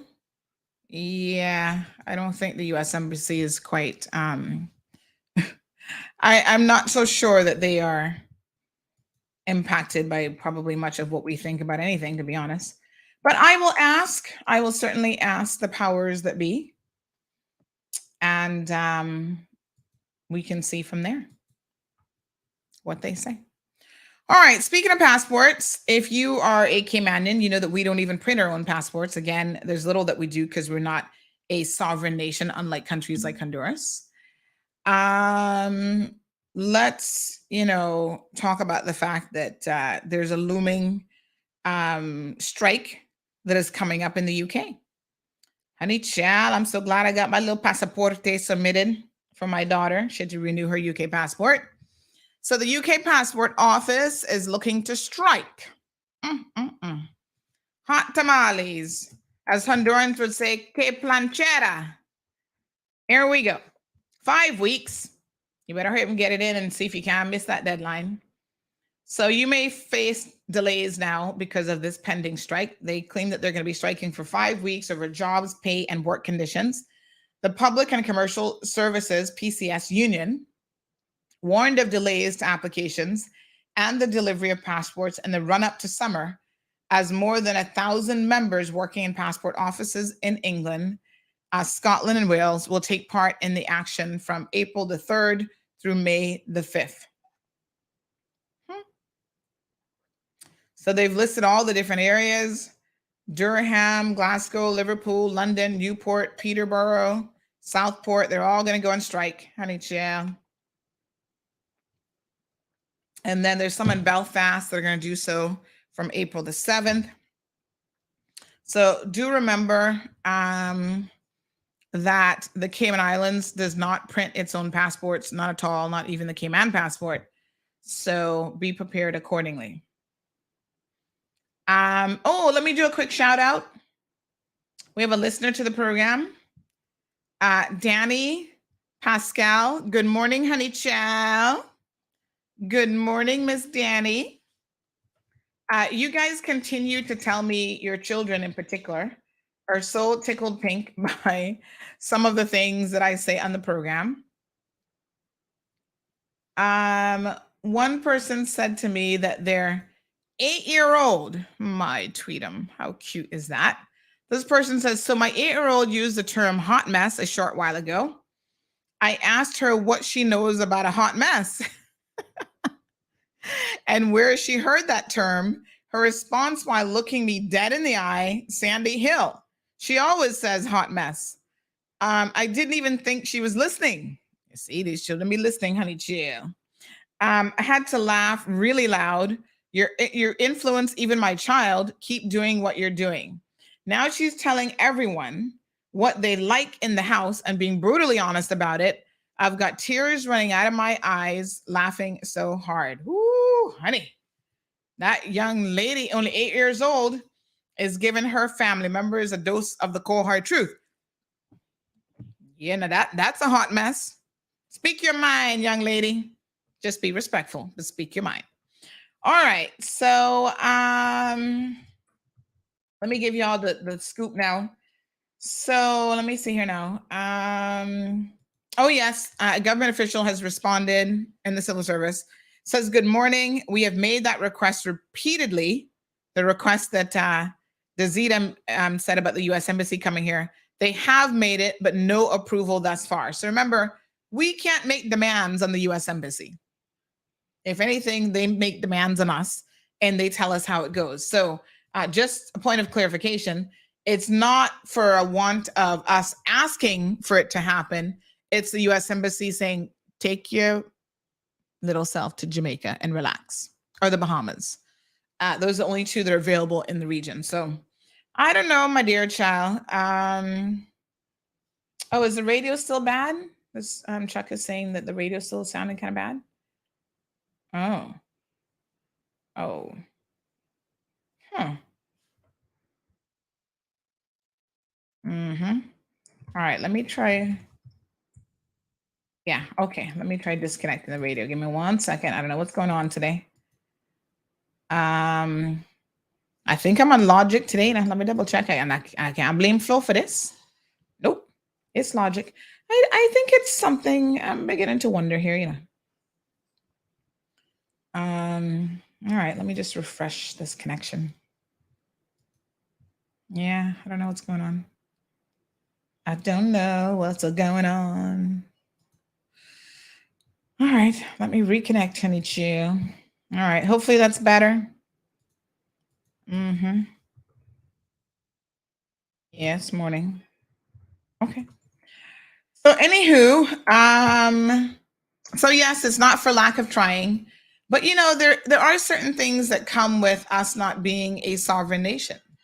You know, I guess the U.S. Embassy just doesn't care. If they don't want to come to Cayman, then they don't want to come to Cayman.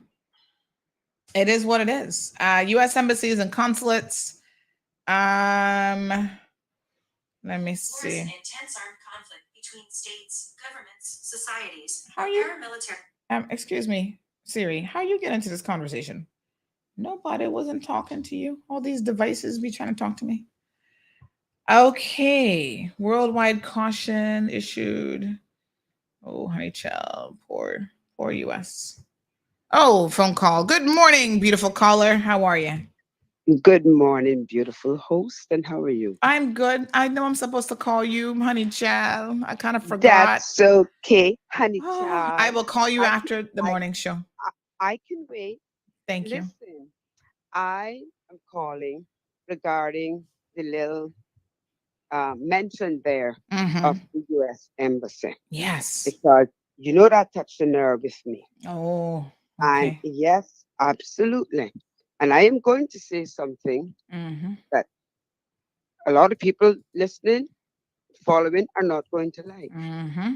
Many years ago, it was a different administration. Well, I think it's been like 3 different administrations since I have been asking that our government try to make the situation easier for us. I'll tell you how far back it goes. It was when the Jamaican visa was implemented, okay? Because that added another cost for Caymanians having to go to Jamaica. And it could have even been before that, because it may have been when you had to be fingerprinted and so on. I can't remember exactly when, but I know it's been quite a while. And when I recognized this problem and the expense that comes with it, I said, you know what? I'm going to do a letter asking our government if they would consider having a sit down with the U.S. Embassy and have them come here like they used to do once upon a time when they came quarterly and Caymanians could just go and get their visas.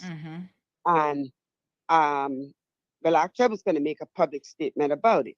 The government at the time asked me to hold off on that and to submit the letter to them, and they would have a talk about it amongst themselves and see where it could go. Of course, nothing was done. Another government came in, did the same thing, made the same approach, and I can tell you that the answer, and I've called talk shows when they've been on, I've asked the question, and I am baffled now that someone is telling you that the request has been made, but they haven't been responded to. Because the answers that I have gotten is that they don't see it as something necessary because we can go to Jamaica. In other words, that's not a need or an easement for Caymanians. And just to make a correction there, Caymanians are not supposed to go to the Bahamas for visas. It's only done for special circumstances. The U.S. Embassy has made it abundantly clear that Cayman is zoned for Jamaica. The Bahamas is zoned for the Bahamas and the Turks and Caicos Islands. Okay?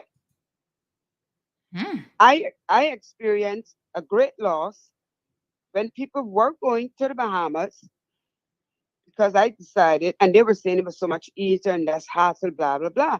I said, you know what? Maybe I'll do that.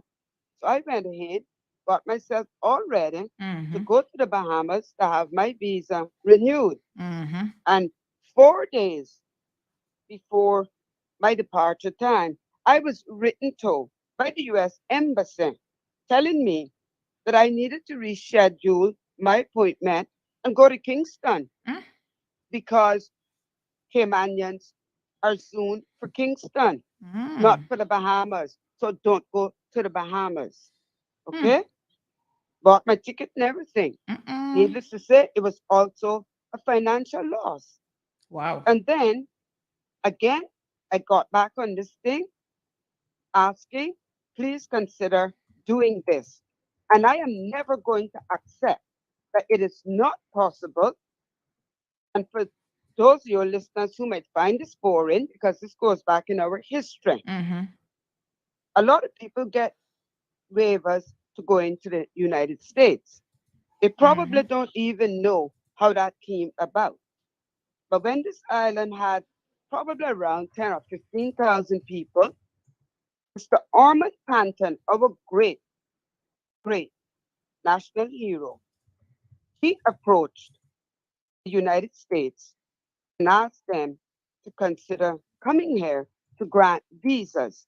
And it was mainly because of the merchants and the seafarers. The answer to it at that time, understandably, was we didn't really have the population to justify them coming here.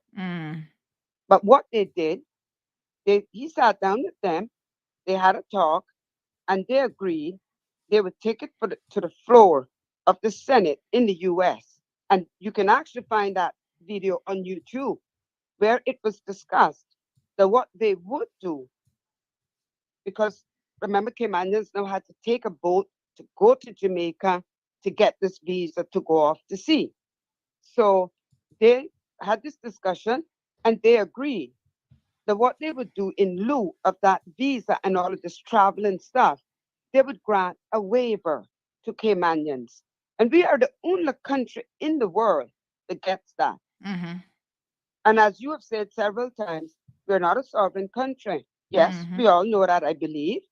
So if a non-sovereign country can get that kind of privilege with a population of between 10 and 15,000 people, and now that we're over 100 and something plus thousand, because we don't know the number, why is it now that we cannot have the embassy come here?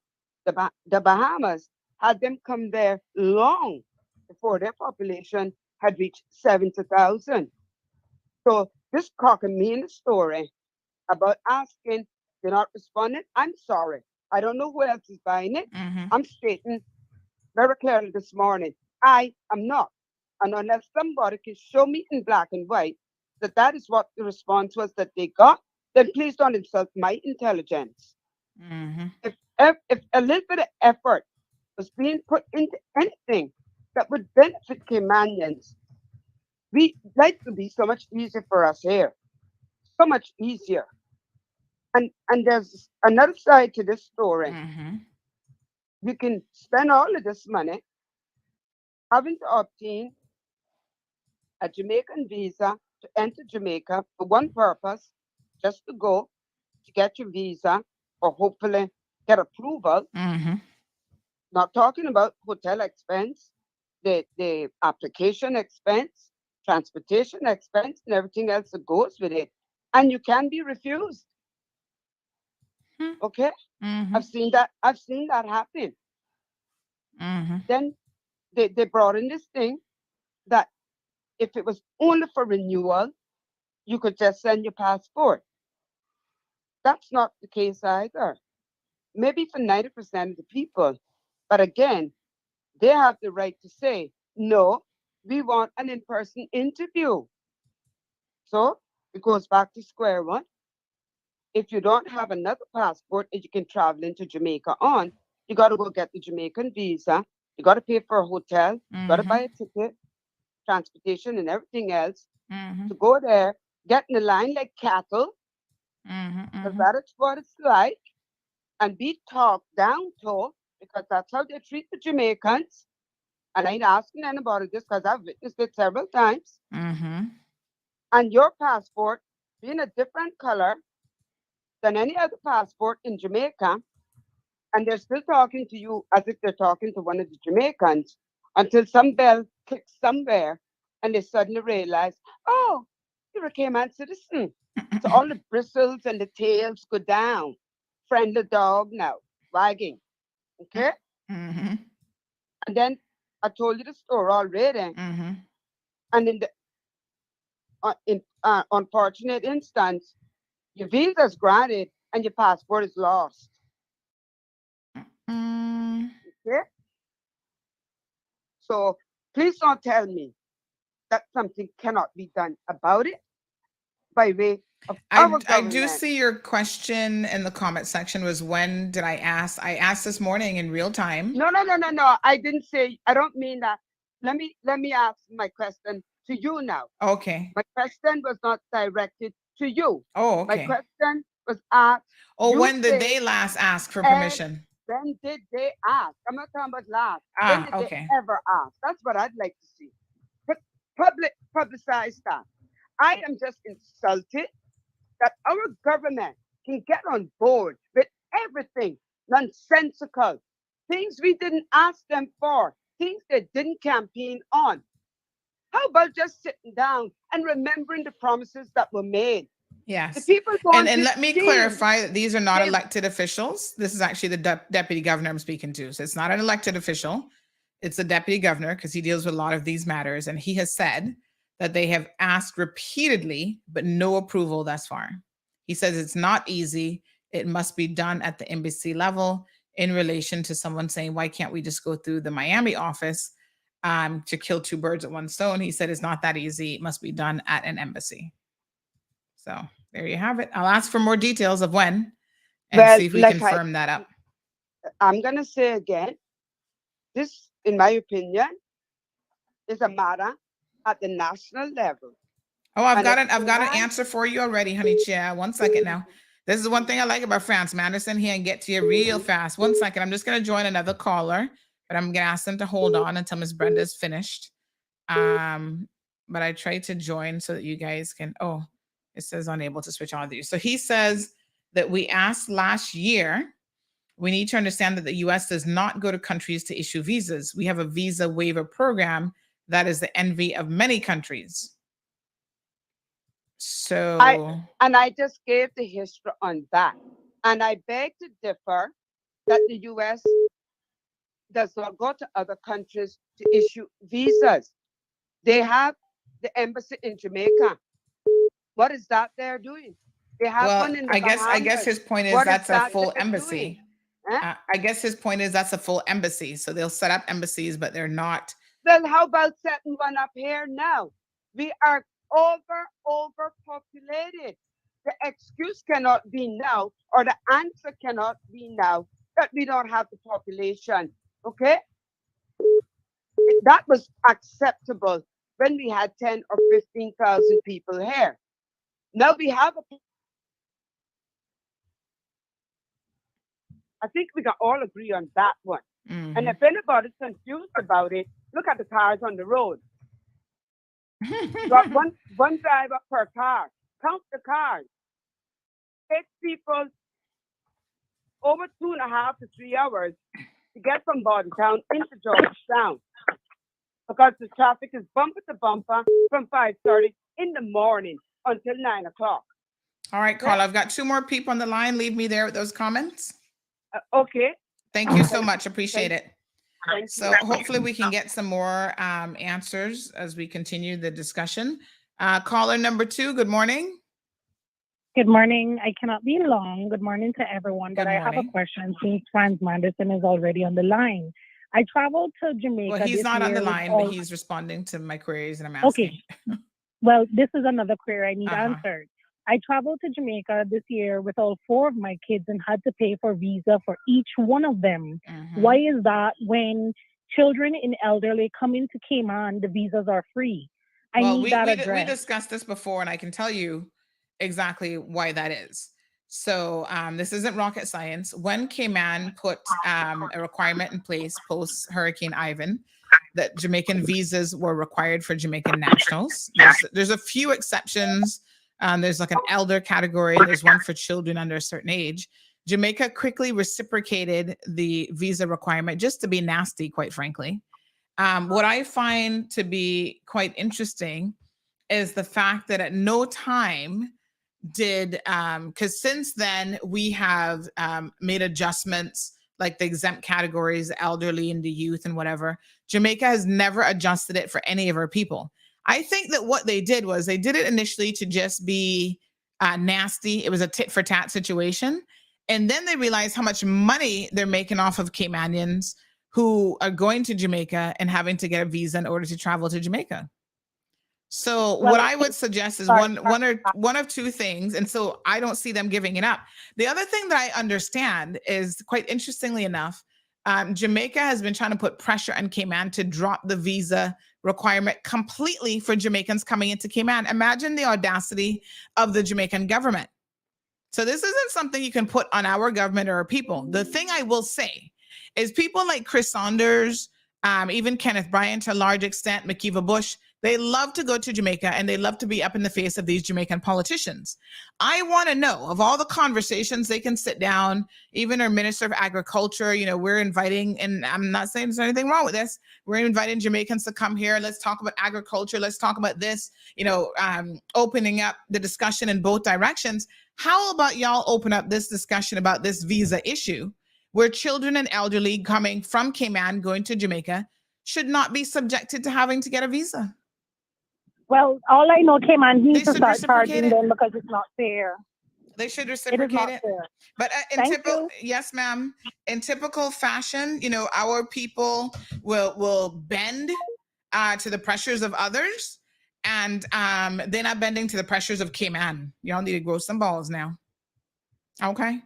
I do agree with that caller, because y'all know that I had to get one done for my daughter recently as well. And she's only 6 years old and her father's a Jamaican, but her UK passport had expired.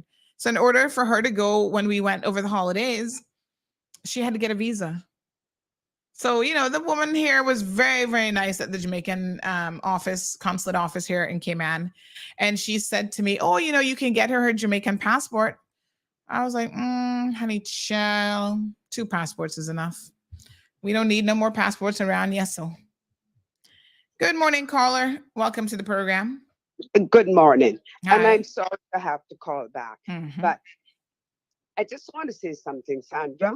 And I know you are not going to agree with me, but I am fair. And let me just say, Cayman was wrong to have implemented the visa for Jamaicans to come here. The purpose they gave, which we all know that's not the truth, it failed. And that shows every day. No one, and I'm going to say as a Caymanian, I am not saying, and I will never say, that Jamaica was wrong to reciprocate. Their Prime Minister at the time, Mr. P.J. Patterson, came here and pleaded with them not to do it. He said what he would do if they went forward with it. Well, we can't listen. That's the one time that our government did have a little bit of backbone, because we had to do it because too many. What was the wrong reason? It had to do with crime, and that too many of them were coming here too easily. Did it alleviate the crime? Did it stop criminals from coming here? Well, no. They don't come through the airports. Let's put it that way. they tend to come in the canoes, which has always been the case. Some of them are coming through the airport. Some of them are even coming in on work permits. And do I know that? Okay. Well, I can tell you a lot of them get denied. So if we think we have a problem now, it would be far worse. Well, like I said. No, I think that we need to keep in place. know that that was a hidden truth. I'm sorry to say.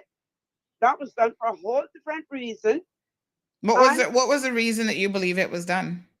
Well, not that I believe, but I won't say that on air today. But I think a lot of us know why it was done. And I am saying, for the reason that was given to weed out people, they failed miserably at that. But the point I am making here, for whatever reason they did it, to whatever country, that country had the right to reciprocate. And Jamaica was not wrong to reciprocate. The first thing Cayman needed to realize is that Jamaicans want to come to Cayman. They don't need to, they want. But Caymanians need to go to Jamaica, whether they want to or not. And I just stated one of the reasons they need to go there. And that should have been taken into consideration. I'm going to say this and then I'll let you go. If I were Jamaica, you know what I would have done?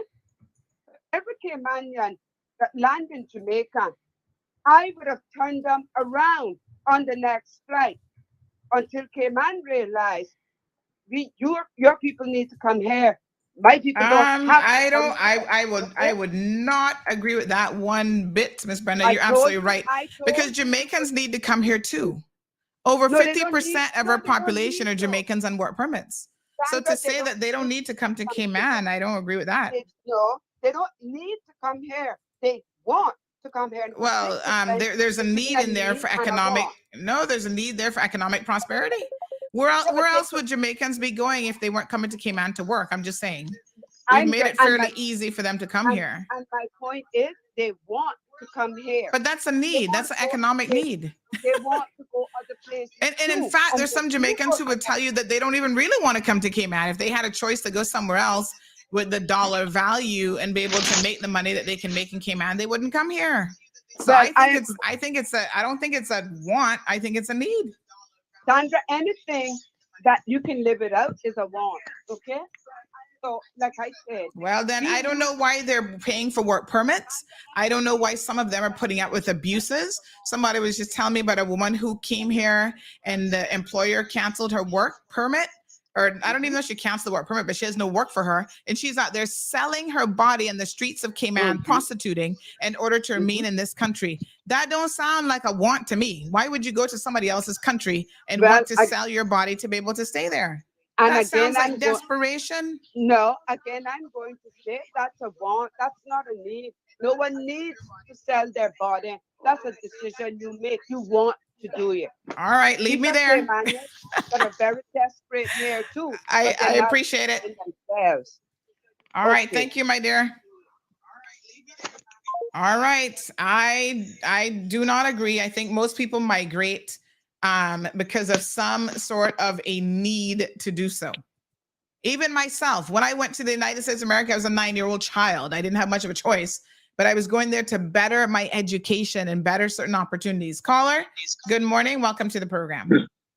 Hey, Sandy. Yes, Chad. Okay, I love Miss Brenda, but I have to say, thumbs down to that one, because it is just, I mean, it just looking around of what's happening in Jamaica tells us why they need to come here. Because let me tell you, I don't know about anybody else going to Jamaica for anything, but I won't be going, whether it was a free trip or whatever. It is just what it is. And God forbid, I hope that we will not get into that situation. But to say there's no need, listen, here now is milk and honey for everybody, much less Jamaica and those other countries that is going through turmoil, because it is turmoil that they're going through. So what do you think that we need them more than they need us? I don't think so. That's my 2 cents. All right, my dear. Thanks. I appreciate it. All right. What do you guys think about this, Jamaicans? I know you're listening. My favorite group after Caymanians and the Cayman Islands. We have more Jamaicans here than anybody else. Even my grandfather's a Jamaican, and I doubt that he left his country and he left St. Elizabeth to come to Cayman just because he wanted to come. He needed to create opportunities for himself and his family. So he came here and he found him a little Caymanian woman to get married to. I do believe there is such a thing as a need sometimes to migrate to other places. I don't see that as a want. What do y'all think? 936 Bobo is the telephone number. Weigh in on the discussion. I'd like to hear what you have to say. We're going to call Jared. Jared was trying to call us. Need or want? What say you? Mm-hmm. Oh, sorry. Caller, good morning and welcome to the program. Is it a need or a want to come to the Cayman Islands? Miss Sandy, my name is Shelroy Jones. Shelroy, good morning, sir. For me, yeah, it's me. For me, Mm-hmm. Yes, sir. I wanted to come to Cayman when I was smaller, but while growing up, I thought it was a need for me to come here. Mm-hmm. I know the hardest thing, most expensive thing on this island is rent. Yes. For me and for many other people. And I can't tell the Cayman government what to do, but I think they should have some form of regulatory body where the rent is concerned. Might remind you, I said they cannot tell these people what to do with their homes. Yes. But do you think it is fair for somebody to pay $600 for a matchbox? My dear. Okay. But look at this again. A lot of these places that they are renting for this amount of money, if the Ministry of Health should get involved in them while they are renting the places, they wouldn't have they would have to shut the close on the house and look somewhere else to live. No, the whole rental discussion is a serious thing, but people are asking you to stay on topic. So we'll get to that another day. So in your opinion, you needed to come to Cayman. Yeah. Yeah. And it's to better myself and my family. I appreciate the vote. Thank you, sir. We'll get to the rent debate. Don't worry. We've been talking about that one for a minute. 936 Bobo. Give us anybody can call in, of course, even if you're not from Jamaica. Is it a need? Jared, for some reason I'd answered the call and now it's hold on. Let's retry that, Jared. Hold on one second. Speaking of Jamaica, did y'all see this madness yesterday where there was a shootout in, I believe it was Kingston, and it was some money truck stopping to hold on here now. Let me get this. I'm gonna play this for y'all. Some money truck stopping to clear out the ATM machine by a Scotia Bank, and they had this shootout. Hold on one second. Caller, morning. Welcome to the program. Good morning. Good morning, sir. This is Shamar Dawkins. Yes, sir. I believe that it's need in terms of creating opportunity for themselves as well as family, and to be able to get a kickstart in life. Seeing that Cayman is such a strong financial, country, so to speak. So my vote is need. Need. Sure. All right. I appreciate it. Thank you very much. No worries. All right, my dear. So Mr. Manderson has promised to call us to clarify a few things this morning because, like I said, we try to operate based on facts. So we'll get that here this morning. So what's your vote? Is it a need or a want for Jamaicans to come to Cayman? I don't think most people want to leave their country if they can make it perfectly fine in their country. I'm going to be honest with you. I didn't want to move. I was only 9 years old, so I wasn't really fully cognizant of what was going on, but I didn't want to move to the United States of America. Move there for what? I was enjoying life, walk around barefoot in my little Georgetown, eating all the plums that my little belly could hold, and eating mangoes, green and turned mangoes, to my heart's content.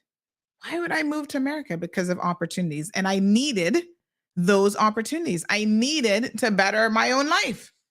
So you migrate, you go somewhere else. Now, that doesn't mean that you might not fall in love with a country while you're there. It's possible. And then you end up staying. You marry an American. Next thing you know, you build a life there. Morning, caller. Welcome to the program. You think it's a need or a want?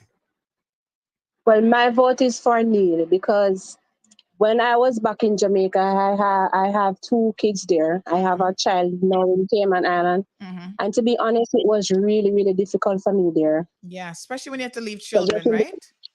Exactly. Oh my gosh. But getting the yes. opportunity to come here, it is way much better because in Jamaica, I had a job there, but I barely could even manage.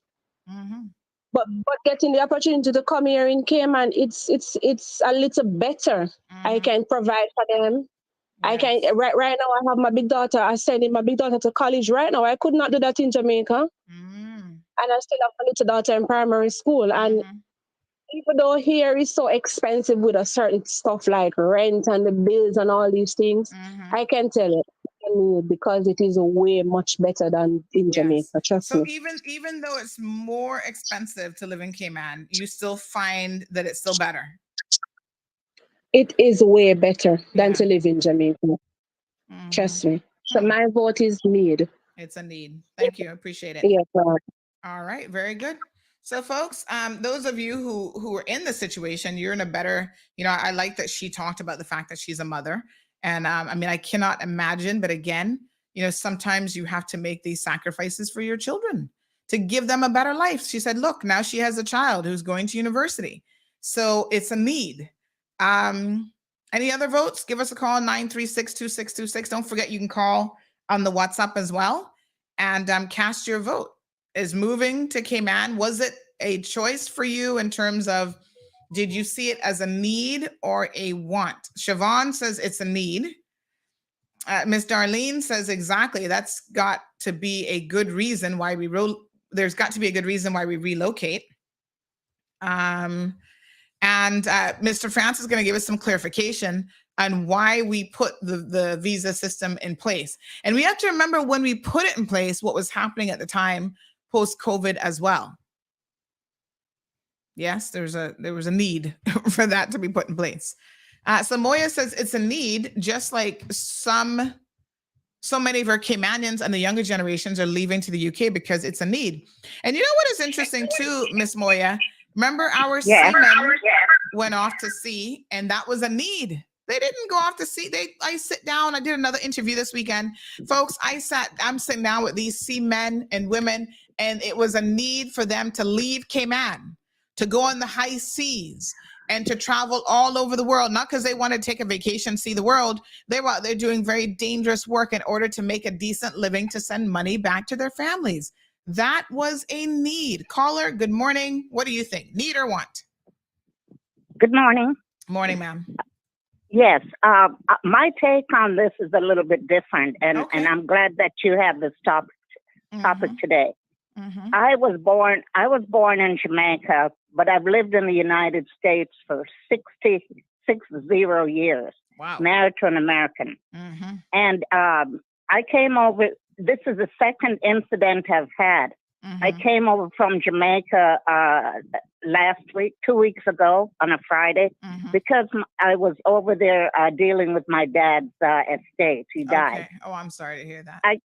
Okay, so we have a house here in Breakers. We've had it for 20 years. Okay. I said to the immigration officer, I put on the form, I'd like to stay 5 to 6 weeks because my veranda had collapsed. Okay. And she said, you have a return ticket? I mean, really rude. You have a return ticket? I said, well, we don't have return tickets anymore. We go on the internet and book when we're ready to leave. And she said, I'll just give you 30 days. And that's not the first time it's happened to me, because I came in on a Jamaican plane. And they need to know the difference between people coming here to work. By the way, I'm 75 years old. They couldn't look at me and think that I'm coming over here to work and I have a house here. Okay? Very rude. And in 1980, something like that happened to me. I went to see my dad, came over here on a Jamaican plane, on Air Jamaica. And the agent said to me, how much money you have on you? And I said, I have an account at Cayman Bank, which had opened like 79. And so I don't carry money on me. I have an account here. And so I went to the immigration officer and reported her. I believe she got fired because his name was John, the immigration officer. He said, they do that all the time when the Jamaican planes come in. They lump everybody in with a like you're coming over here to work for $6 an hour.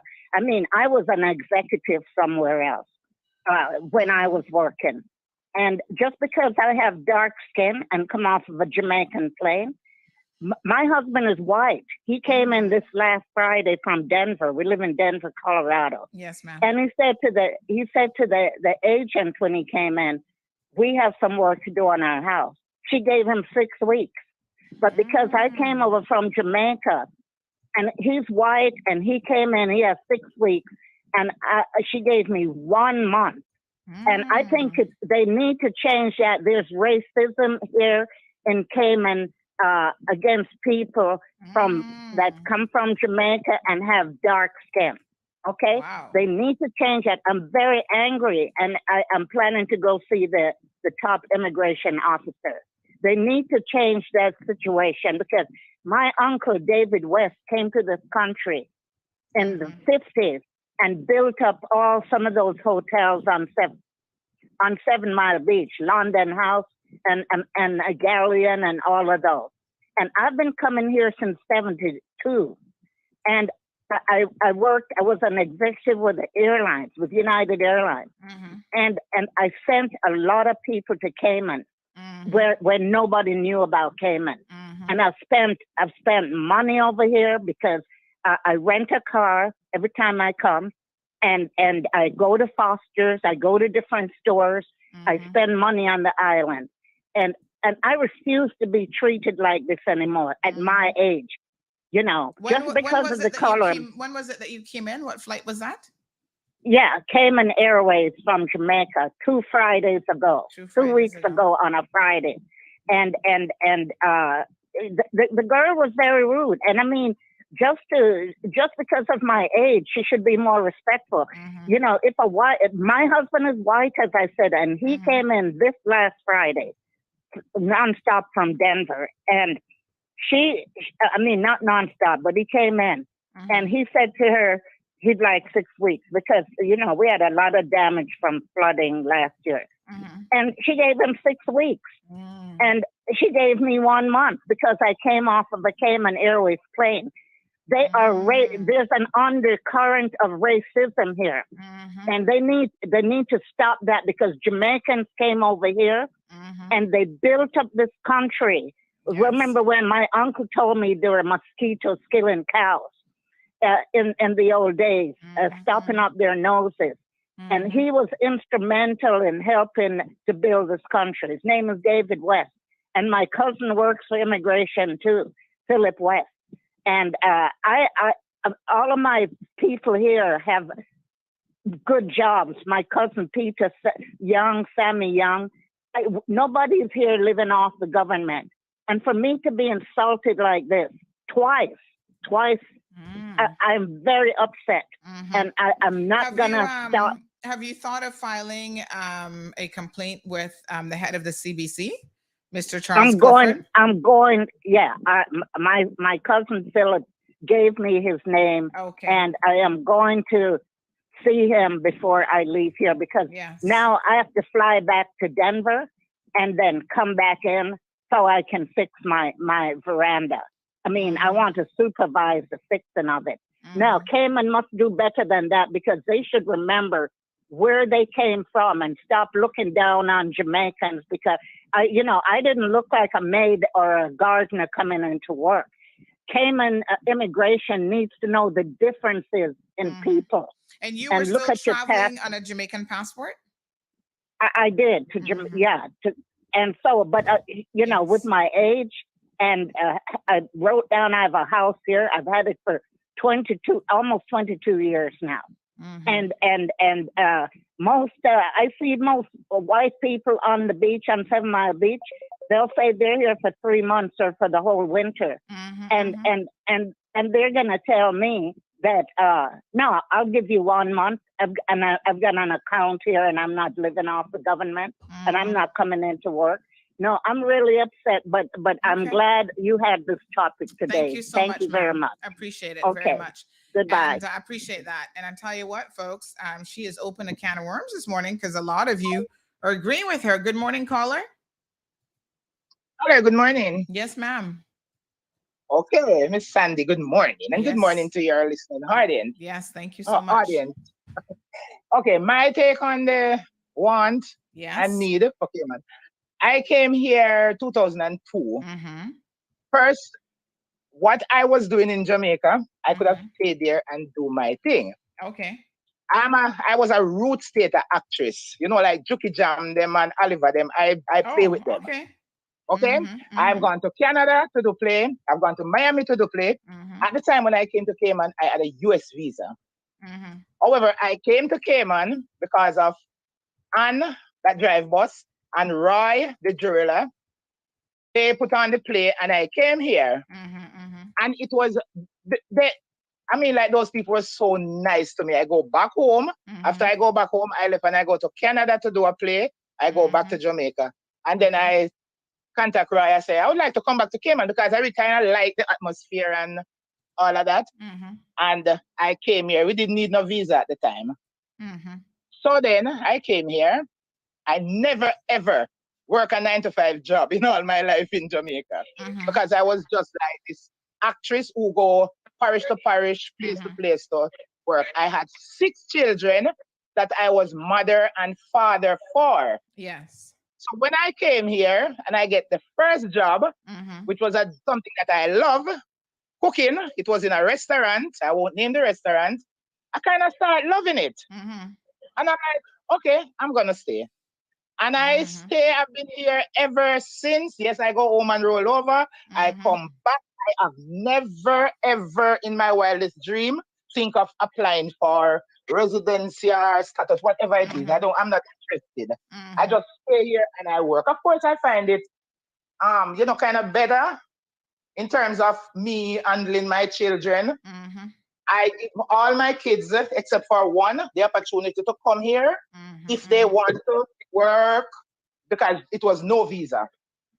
So they come. My son came first and said, no, he can't stay here. So I'm better and let him go Jamaica. Him open up a big establishment, good running business. My other daughter, she come. Well, she's stick and stay. She's still here now. My next daughter, she come. She say, mommy, I don't do domestic work. And she go home. She's a manager now somewhere. Right? So it's not that I did must have to stay here. I just come and I love the atmosphere. Of course, bad things happen to me here. And then I met my husband here. He's a Jamaican. And we got married and we are both here now. So I don't think it was all that need. I just want to come here. The experience I get when I come here, I love it. The atmosphere, the people. At the time when I came here, there wasn't anything like going on in Jamaica like what is going on now. We could live comfortable in Jamaica, just the very same. But I come here and this is where I do my first 9-to-5 job.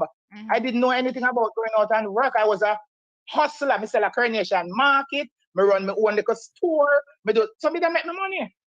But I come and I do the play. I like the place. I go one back and I go other different places and I still come back. So I'm not giving up my Jamaica for nothing at all. Nobody don't even mention to me, say, try and apply for residency. I'm not interested. I just want to stay and I just want to be peaceful. I have never, ever, ever, ever in trouble with the law. I abide by all the Cayman rules. Right? One time I ever talked to a police. I got a ticket, a speeding ticket. Let me ask you a question. We do have Mr. France Manders that's going to be calling. I have to cut it today on time because I do have a function to go to. But let me ask you a question, right? If you're operating off of the basis that most people, and I don't think this is the case, but most people come here as a want. I think this is Mr. Manderson calling now. But would you not say that if it was a need versus a want, do you not think that we would not have as many people trying to take advantage of the system? Unfortunately, Jamaicans paying for work permits, marriages of convenience, and all those things tend to be Jamaican nationals who are involved in those types of activities. So if it was just a want, you would need to go to all those drastic steps to want to even come to Cayman or stay here. Yes, I agree with all of that. But you see, this whatever marriage and pay for permit and something, it's their choice. Them choose to do it.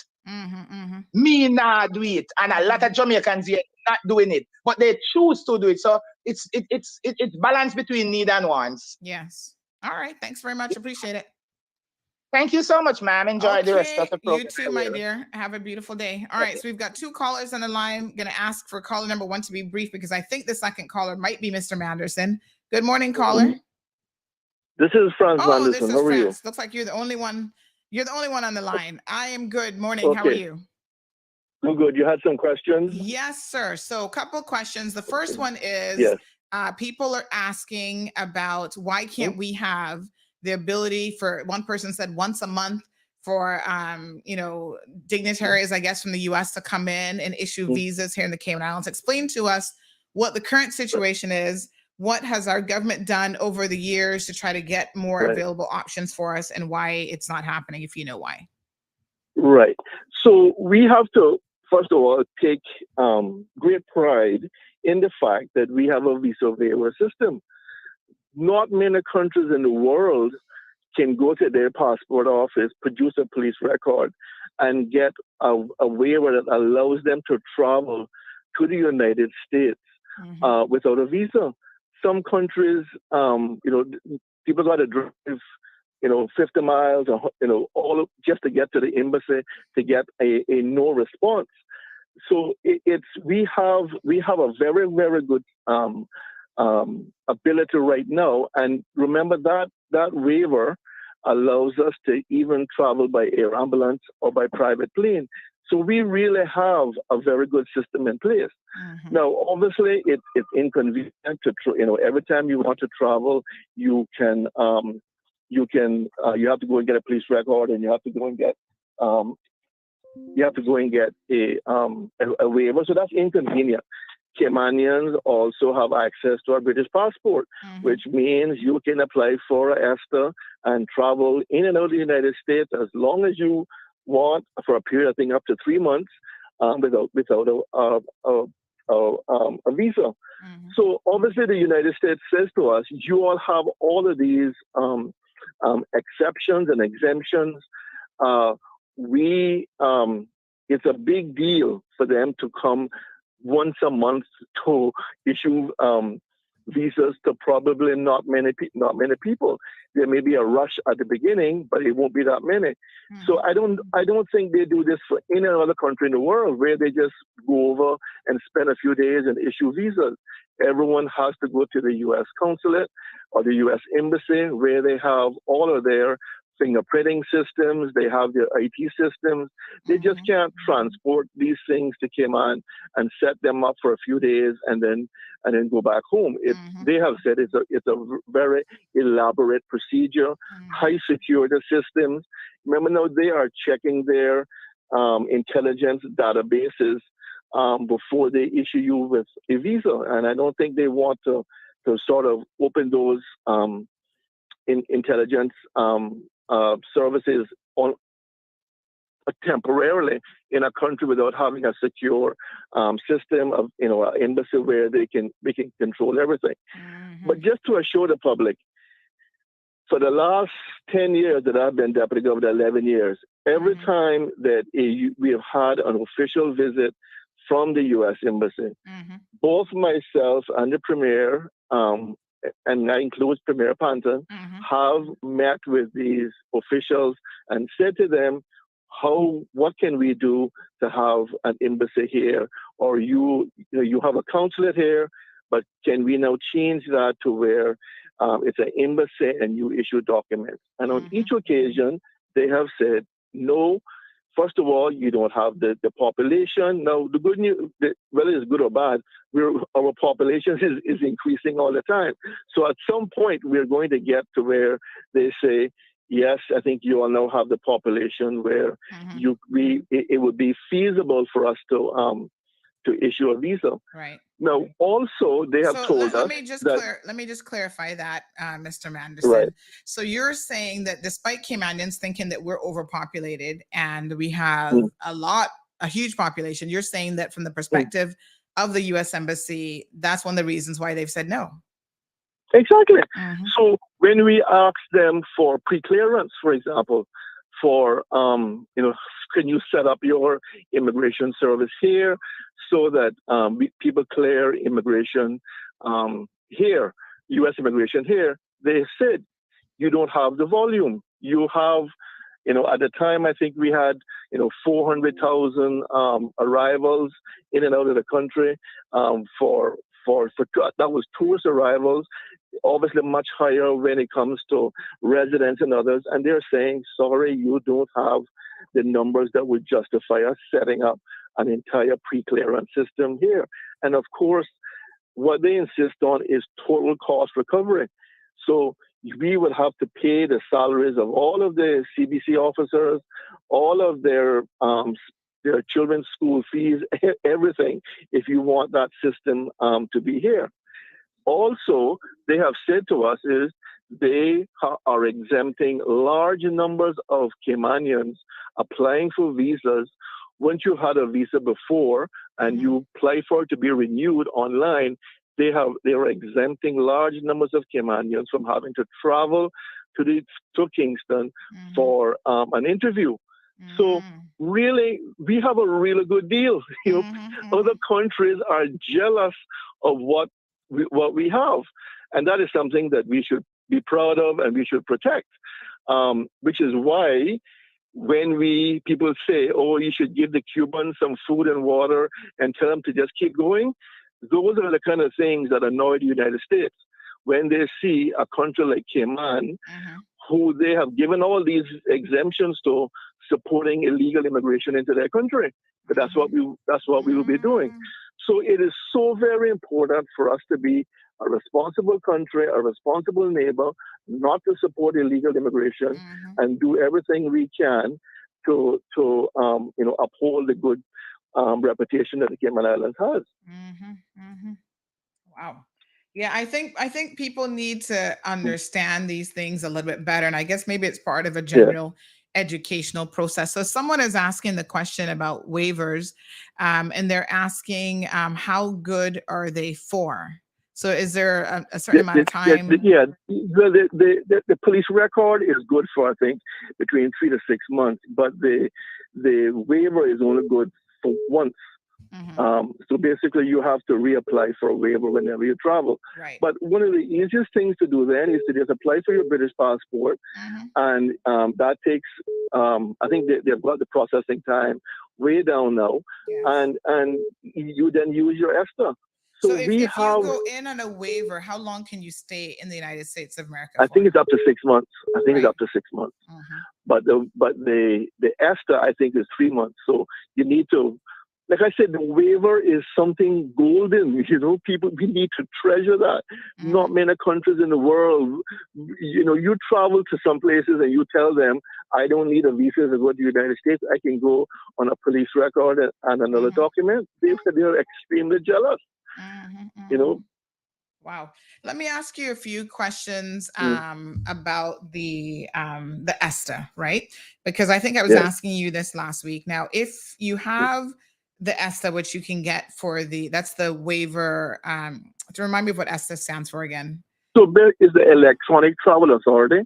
So basically, once you have a British passport, you can apply online. The cost is minimum. I think it's like $15 or $20, and that allows you then to enter the United States without a visa up to like 2 years. I think is valid for.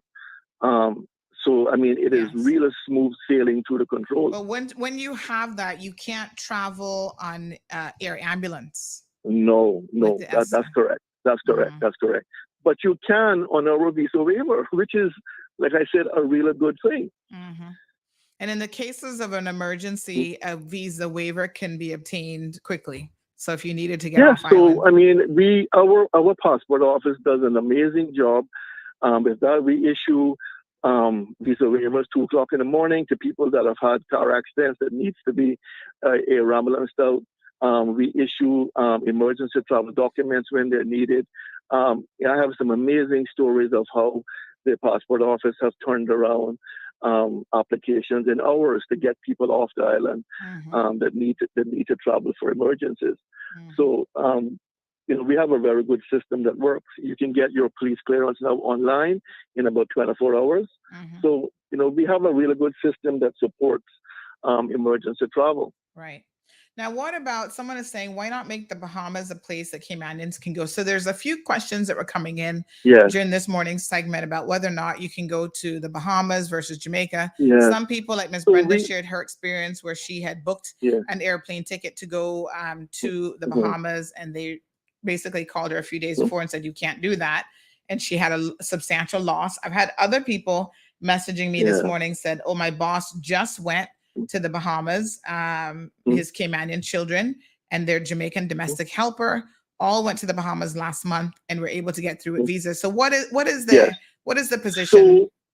So you're taking a risk going to the Bahamas in that they do not. So the U.S. has divided the embassies of the Caribbean into different embassies. So I think Bahamas takes care of Turks and Caicos and Anguilla and some of the other overseas territories, whereas Jamaica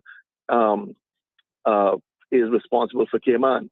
So when I've asked this question, and I've asked it, repeatedly, talking with the embassy, that is a decision taken in the highest levels of the UK or the US government, which embassies are responsible for that. So it's not easy to get that changed. And of course, they would say, well, it's working. So you're taking a risk going to the Bahamas. They are getting more and more familiar with Cayman. They don't see us as high risk. They see us as very low risk. And they will make an exception for us now and again to issue a visitor's visa. But they will tell you, that's not my responsibility. You should be going to Kingston. Now, I have these conversations and I tell them that Caymanians need a visa to go to Kingston. So, it puts us in a difficult position. There is issues of crime. We don't want to be sending our people having to go to Kingston. I had to go to Kingston myself with my children to get their student visas. So I've been through all of these situations. So it is a headache, but we do have options that we should take advantage of. Couple more questions, if you don't mind, sir. Sure. One person is saying that the ESTA is good for 2 years, but travel is for tourism only, not for medical. I mean, I've traveled on my ESTA now for, years. I've renewed my UK passports. I've had it for quite a while. I don't recall them ever. I mean, they ask you why you're there, but I'm sure I've gone away for medical stuff and they never. Well, I'm not aware of that. I'm no expert on ESTA. That's a U.S. immigration thing. Yes. But I know many people have gone into the United States on their ESTA for medical appointments. The major thing that you have to be careful about is how long you stay over there. Because if you stay over that 3 months and then you apply for your ESTA, they're going to turn it down. And that then causes major issues because they're going to say to you, you better go to the embassy and apply for a visa, or you have to apply for humanitarian parole. And all of these things will happen later just last week with that type of issue. Wow. So it's very important that you understand what the rules are when you're issued something. Yes. Yes. Okay. Wow. And when you get a visa, does the visa go in the UK passport or the Cayman passport? So the visa is in the Cayman passport, and then the ESTA is for the UK passport. Yeah, and you can have both. You can have both. Yeah. All right, one more like question. I said, we have a pretty good system. We have it pretty good. Yes. So this lady wants to know. She says that she's married to a U.S. citizen. Can she get a visa in the Bahamas? Does it matter who you're married to for the purposes of the Bahamas? Or it's the fact that you're actually coming from Like I Cayman? said, the official embassy is Kingston. Yes. You're taking a risk if you go to the Bahamas. So you just have to be aware of that you are taking a risk. They haven't turned many people away, but as the caller told you, they have turned some people away. So it's not something that you should, you need to sort of travel at your own risk. Yes. This other person says Caymanians can't travel to the States if their visa is denied. No waiver ESTA will be issued. So if you've ever applied for a visa and you've had it denied, that means you can't go in the U.S. even on a UK passport? Well, the arrangement that we have with the United States is that we are not going to issue a waiver where someone has gone to the embassy and had their visa refused. So if your visa has been refused, then you need to deal with that. You can't circumvent the U.S. Decision by coming to us and asking us to give us a waiver. Because as you can imagine, if we start issuing waivers to people who they have denied entry to, they're going to say, you know what, maybe we shouldn't give it that authority anymore. Right. So this is something that we have to guard very carefully. It is as much, there's a great benefit to the Caymanian people, and we need to make sure that we safeguard the ability that we have to travel on a waiver. Yes.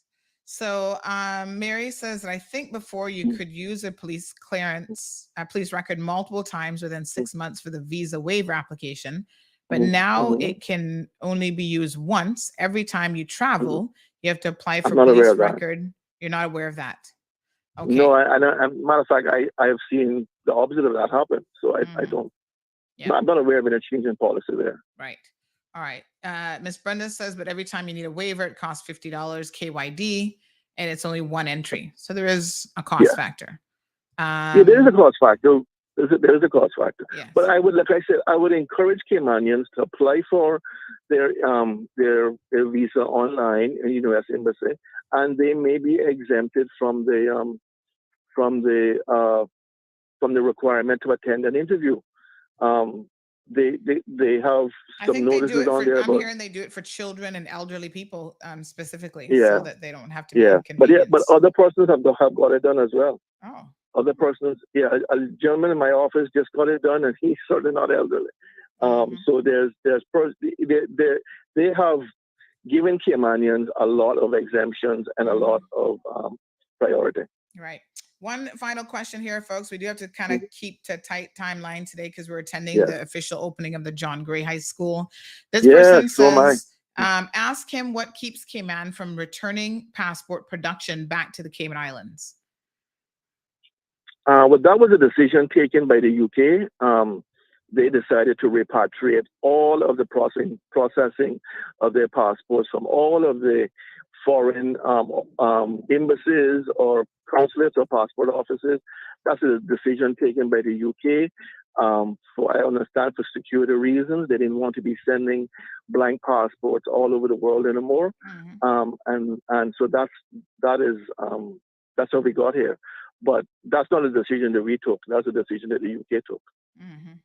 Okay, and we're not a foreign nation, so I guess we can't tell them all the time how to handle us. One final point of contention that came up this morning, and this was somebody just said that they also got a visa without having to go to Jamaica for an interview. And they based on their profile picture, they look pretty young. So there you go. Right. The other question I have is in relation to why we just remind us of why we started requiring Jamaicans coming into Cayman to have a visa, and then how that has developed historically. And of course, we've amended it since then, but Jamaica has not reciprocated. What's going on there? Right. So you may recall that I was chief immigration officer when that happened. So this was something that happened under my watch. And there was two major factors. One was that we were refusing anywhere between 400 and 500 Jamaican nationals entry at the airport every year. So that meant that 500 people bought a plane ticket, got to Cayman. We said, sorry, we don't think you're a genuine tourist, or you are unscrupulous, or whatever the reasons were, and sent them back. That, of course, is devastating to someone who has borrowed money to come up to Cayman to look a better way of life or whatever. So we said, listen, we need a better system. Of course, there was the whole crime situations where immigration crime, other types of crime was being committed by Jamaican nationals, and we want to do everything possible to keep our island safe. So the government of the day made a decision to require Jamaican nationals to have a visa. We opened a visa office in Jamaica. At the same time, we put a visa requirement on El Salvador because of their MS-13 gang members that we had found a few of them here, and we wanted to keep those persons out. So it was done based on, like I said, inconvenience for Jamaican travelers. Now, if you check at the airport stats, I would think maybe a dozen, maybe less persons, Jamaicans coming into the island are refused entry because they have their visa. So when you have a visa, you can travel safe in the knowledge that unless something has changed or you have a bad document, you're going to get into the country. So it has saved the Jamaican community hundreds and thousands of dollars in wasted travel fare, and it has done what we asked it to do in terms of reduce crime, reduce immigration crime, those type of things. Now, over the years, we have amended it. We have reduced the cost. We have exempted children up to a certain age. We've exempted elderly.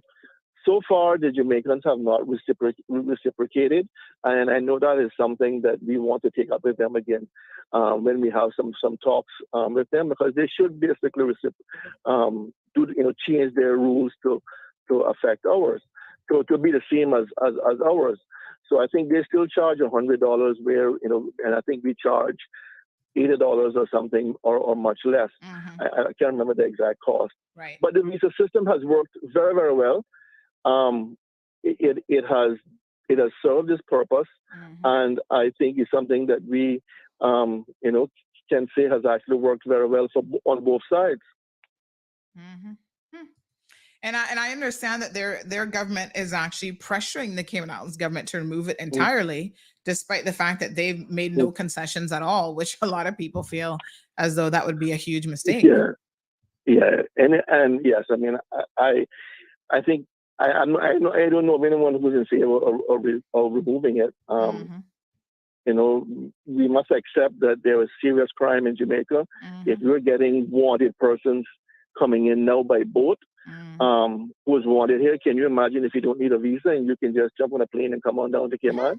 I don't think that's something that we want. I don't think the good Jamaicans who are living here will actually want that.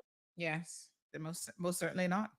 Mr. Manderson, appreciate you so much as always, being willing. We've got to book you to come on the show because you're such a wealth of information. Time for a little update. And I know people always have so many questions for you when you do come on the program. So we'll arrange something soon for you to come on the program. And all the best to you. Thank you so much. Thank you very much. All right. Okay, good. All right, folks. Bye. So again, that's Deputy Governor Mr. Franz Manderson called into the program just to clarify a few points here that were floating into the discussion. And speaking of Jamaica and how crazy things can get with the crime, my goodness, did y'all see this video that we posted yesterday? I'm going to pull this up real quick, but this was shocking. Listen to this. This happened just yesterday afternoon. Afternoon, guys. Just to be safe on the road. We were just at Scotiabank. I'm coming from church, and there was what seems to be an attempted robbery of a Benz truck at the Scotiabank ATM. There's probably about 200 shots fired. And everybody had to take over. So just to advise persons to be safe on the road.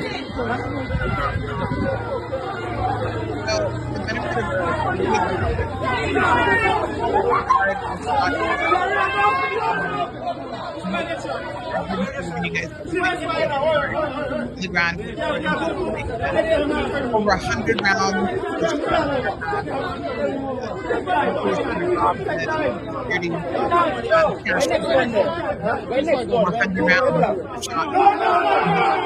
yesterday afternoon. So they're picking up the security guard, trying to get him. They're going to throw him back in the truck, and this probably try to travel to the hospital. Thing if he had to sit there and wait for the ambulance to come, he probably would have died. But anyway, they put him on the back of the truck.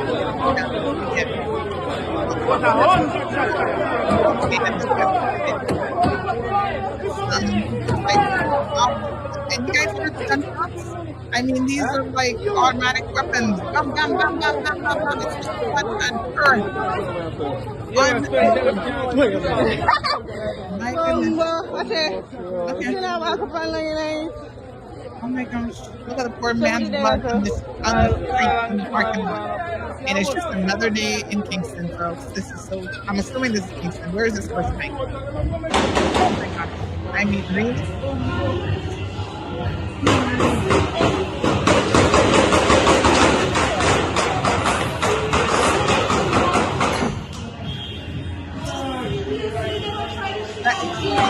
South Kingston.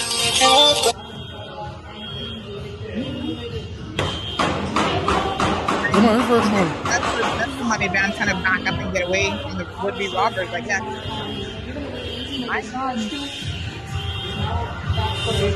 That's crazy. The getaway car? No way.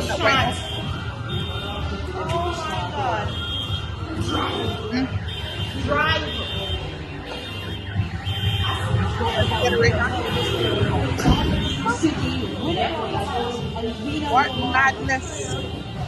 I mean, that sounded like a war zone just now, folks. Bam, bam, bam, bam, bam. It's like, whoa. That, geez, on peace. Miss Dorothy says that's the Wild West, my dear. That's exactly what it sounds like. The van was backing up, trying to jump over the curb to get out any way that they could. It's crazy. Miss Darlene says, listen to that lady laughing about the blood on the floor. Yes, it's. I think you become desensitized when you see a lot of just murder and whatever. Like, it doesn't faze you in any way. Like, I'm not sure why she was laughing. Like, I didn't see anything funny about that. Miss Susie says, rat-a-tat-tat, damn shame. Just another day there, poor security. I mean, you know, certain jobs there, you are at high risk being a security guard and so on, trying to just do your job, transport money. It's unbelievable. It's unbelievable. Anyway, that's a semi-automatic weapon, says Everton. It's no joke. Squeeze the trigger on it and let loose. Miss Sue says the crime has gotten really bad there now. Nowhere is safe to go. Even in the United States of America, honey child, you can't feel too safe there either. They had a lockdown in Miami, spring break over the weekend. Several people shot and killed. Y'all know America is crazy with all the gun violence and stuff that has been going on there as well. So it's just very, very difficult. Very, very difficult situation. Siobhan says that sounds like the Wild West out there. Miss Mary says perhaps this can be confirmed at the passport office. We will ask them that question. I will get you an answer for tomorrow's show, Mary, without a doubt. I will confirm with the passports office about the police clearance. Mr. Manderson said he's not aware of any changes, but we'll confirm with them. In terms of the caller, the one about CBC, which would be the ones doing the immigration control and allowing people to land for a certain amount of time, I've already messaged Mr. Charles Clifford this morning and said we've had a caller who had some concerns about how she was treated. And he wants me to send him the details. So I'll look through my call log and send him her number. Hopefully he can speak with her directly and sort it out. Because listen, I'm pressed for time, but let me make this point. Without a doubt, folks, the immigration CBC officers have a very difficult job because there are always people who are trying to hoodwink the situation, right? So they have to be alert and they have to be thinking about the fact that, you know what, most people might be honest, but even 10, 15, 20% of dishonest people makes it bad for everybody. So they have to look out and treat everyone. Everyone should be treated fairly. And they have to look out and try to figure out, you know, who, based on different things, they do a degree of profiling, who they should be paying attention to and who they shouldn't be paying attention to. Should they be profiling based on race? No, right? Crooks come in all shapes and sizes and most definitely all colors. So at the end of the day, a crook looking to hoodwink the system can be white or black, Caribbean or non-Caribbean. are they being treated differently? So are non-Caribbean people, a white man with an American accent, being given 6 months to stay here? Some people said that seems to be the norm or whatever. And you don't ask questions about how they're going to support themselves for 6 months because you're assuming just because they're white, they're going to do what? Sleep on the beach? Shower at our facilities at the beach? And then if they're Jamaican or a dark colored American, they're going to be given a different treatment. We have heard this complaint before, folks. It is definitely not the first time. And I think what could be going on here is our immigration and CBC officers, those frontline workers, need a little bit more training. And, she got 1 month because she's traveling on a Jamaican passport and she's Black, but her husband gets like 6 months or whatever. It is very strange. No, I'm assuming now that she'll have to go in and pay and get extra time because I'm sure her husband probably not going to stay here for the 6 months without her. I mean, I don't know when they're trying to sort out their home and whatever. So yes, I think there's some truth to this. I think that there may be some officers who are being a bit prejudicial in nature and overzealous. And I've seen some of your comments, folks, that have come in about this. People are saying, yes, my Jamaican family always having a hard time when they come in, et cetera, et cetera. We need to get to the bottom of this. So Mr. Clifford is interested in hearing more details. Miss Caller, I'm going to try to recall when you called. We had quite a few calls this morning, to be honest. But I'll try to backtrack and figure out which number was yours. And I will give him your contact details, or better yet, you could probably just WhatsApp me and I'll make sure that Charles Clifford gets your details and you can speak with him directly. This is a responsiveness that we need from our agency leaders and workers. And, if the frontline workers are kind of missing the mark or they're getting something wrong, corrective training should take place. And we need to make sure that we're all on the same page. Okay. All right, beautiful people. Thank you very, very much. Yes, law enforcement in any country has a hard time, but that does not mean that they should be prejudicial in any way, shape, or form. All right, beautiful people, please enjoy the rest of your day. I'm going to go ahead and play our news segment now by Kevin Watler, and then I need to get out the door. I'll keep you guys updated on the official opening this morning of the John Gray High School. So this is an exciting day for the government. This high school, somebody was joking the other day, they started building this high school when I was in kindergarten. And now I'm in university and it's finally done. Ooh, honey child, it took a while. But anyway, here we are, finally done. Thank goodness for that. Y'all have a beautiful day.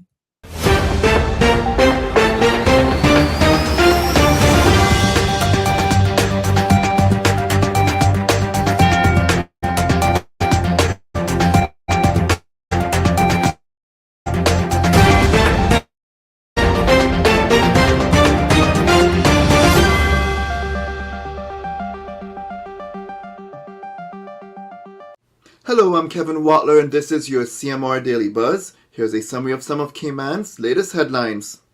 The Royal Cayman Islands Police Service is investigating an armed robbery that took place at a business on Eastern Avenue Friday morning. It was reported that two men, one of whom was carrying a gun, entered the location and demanded cash. The men then fled the location with a quantity of cash, no shots were fired, and no one was injured during the incident.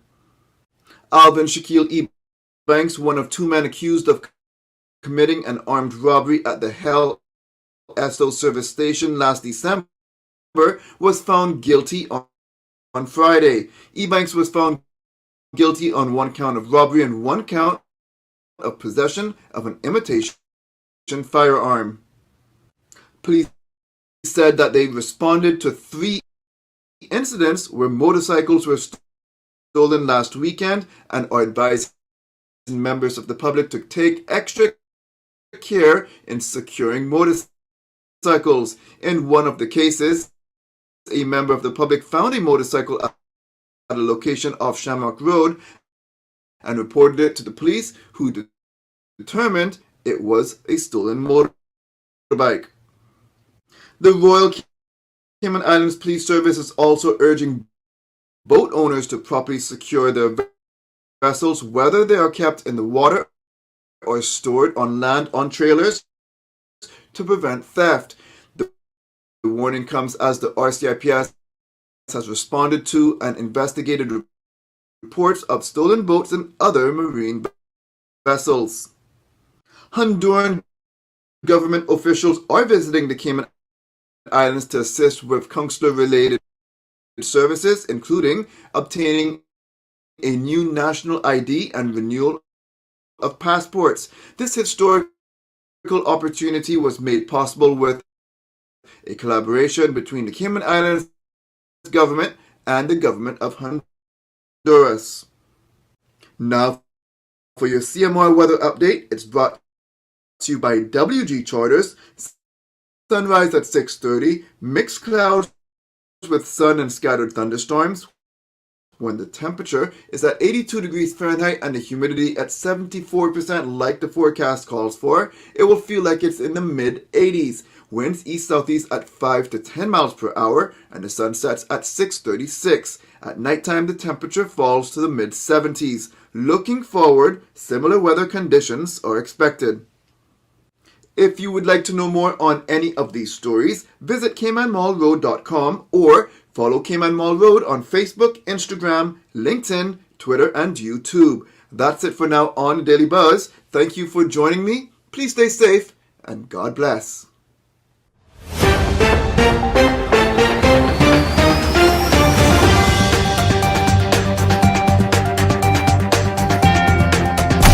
Thank you for tuning in to another episode of The Cold Hard Truth on Bobo 89.1 FM. Cayman's #1 talk show is live weekdays from 7:30 a.m. Never miss an episode again. Watch anytime on CMR's Facebook and YouTube channels for the latest show episodes. Don't forget to follow us online on our social media channels. And visit CaymanMarlRoad.com for all the latest news and community happenings.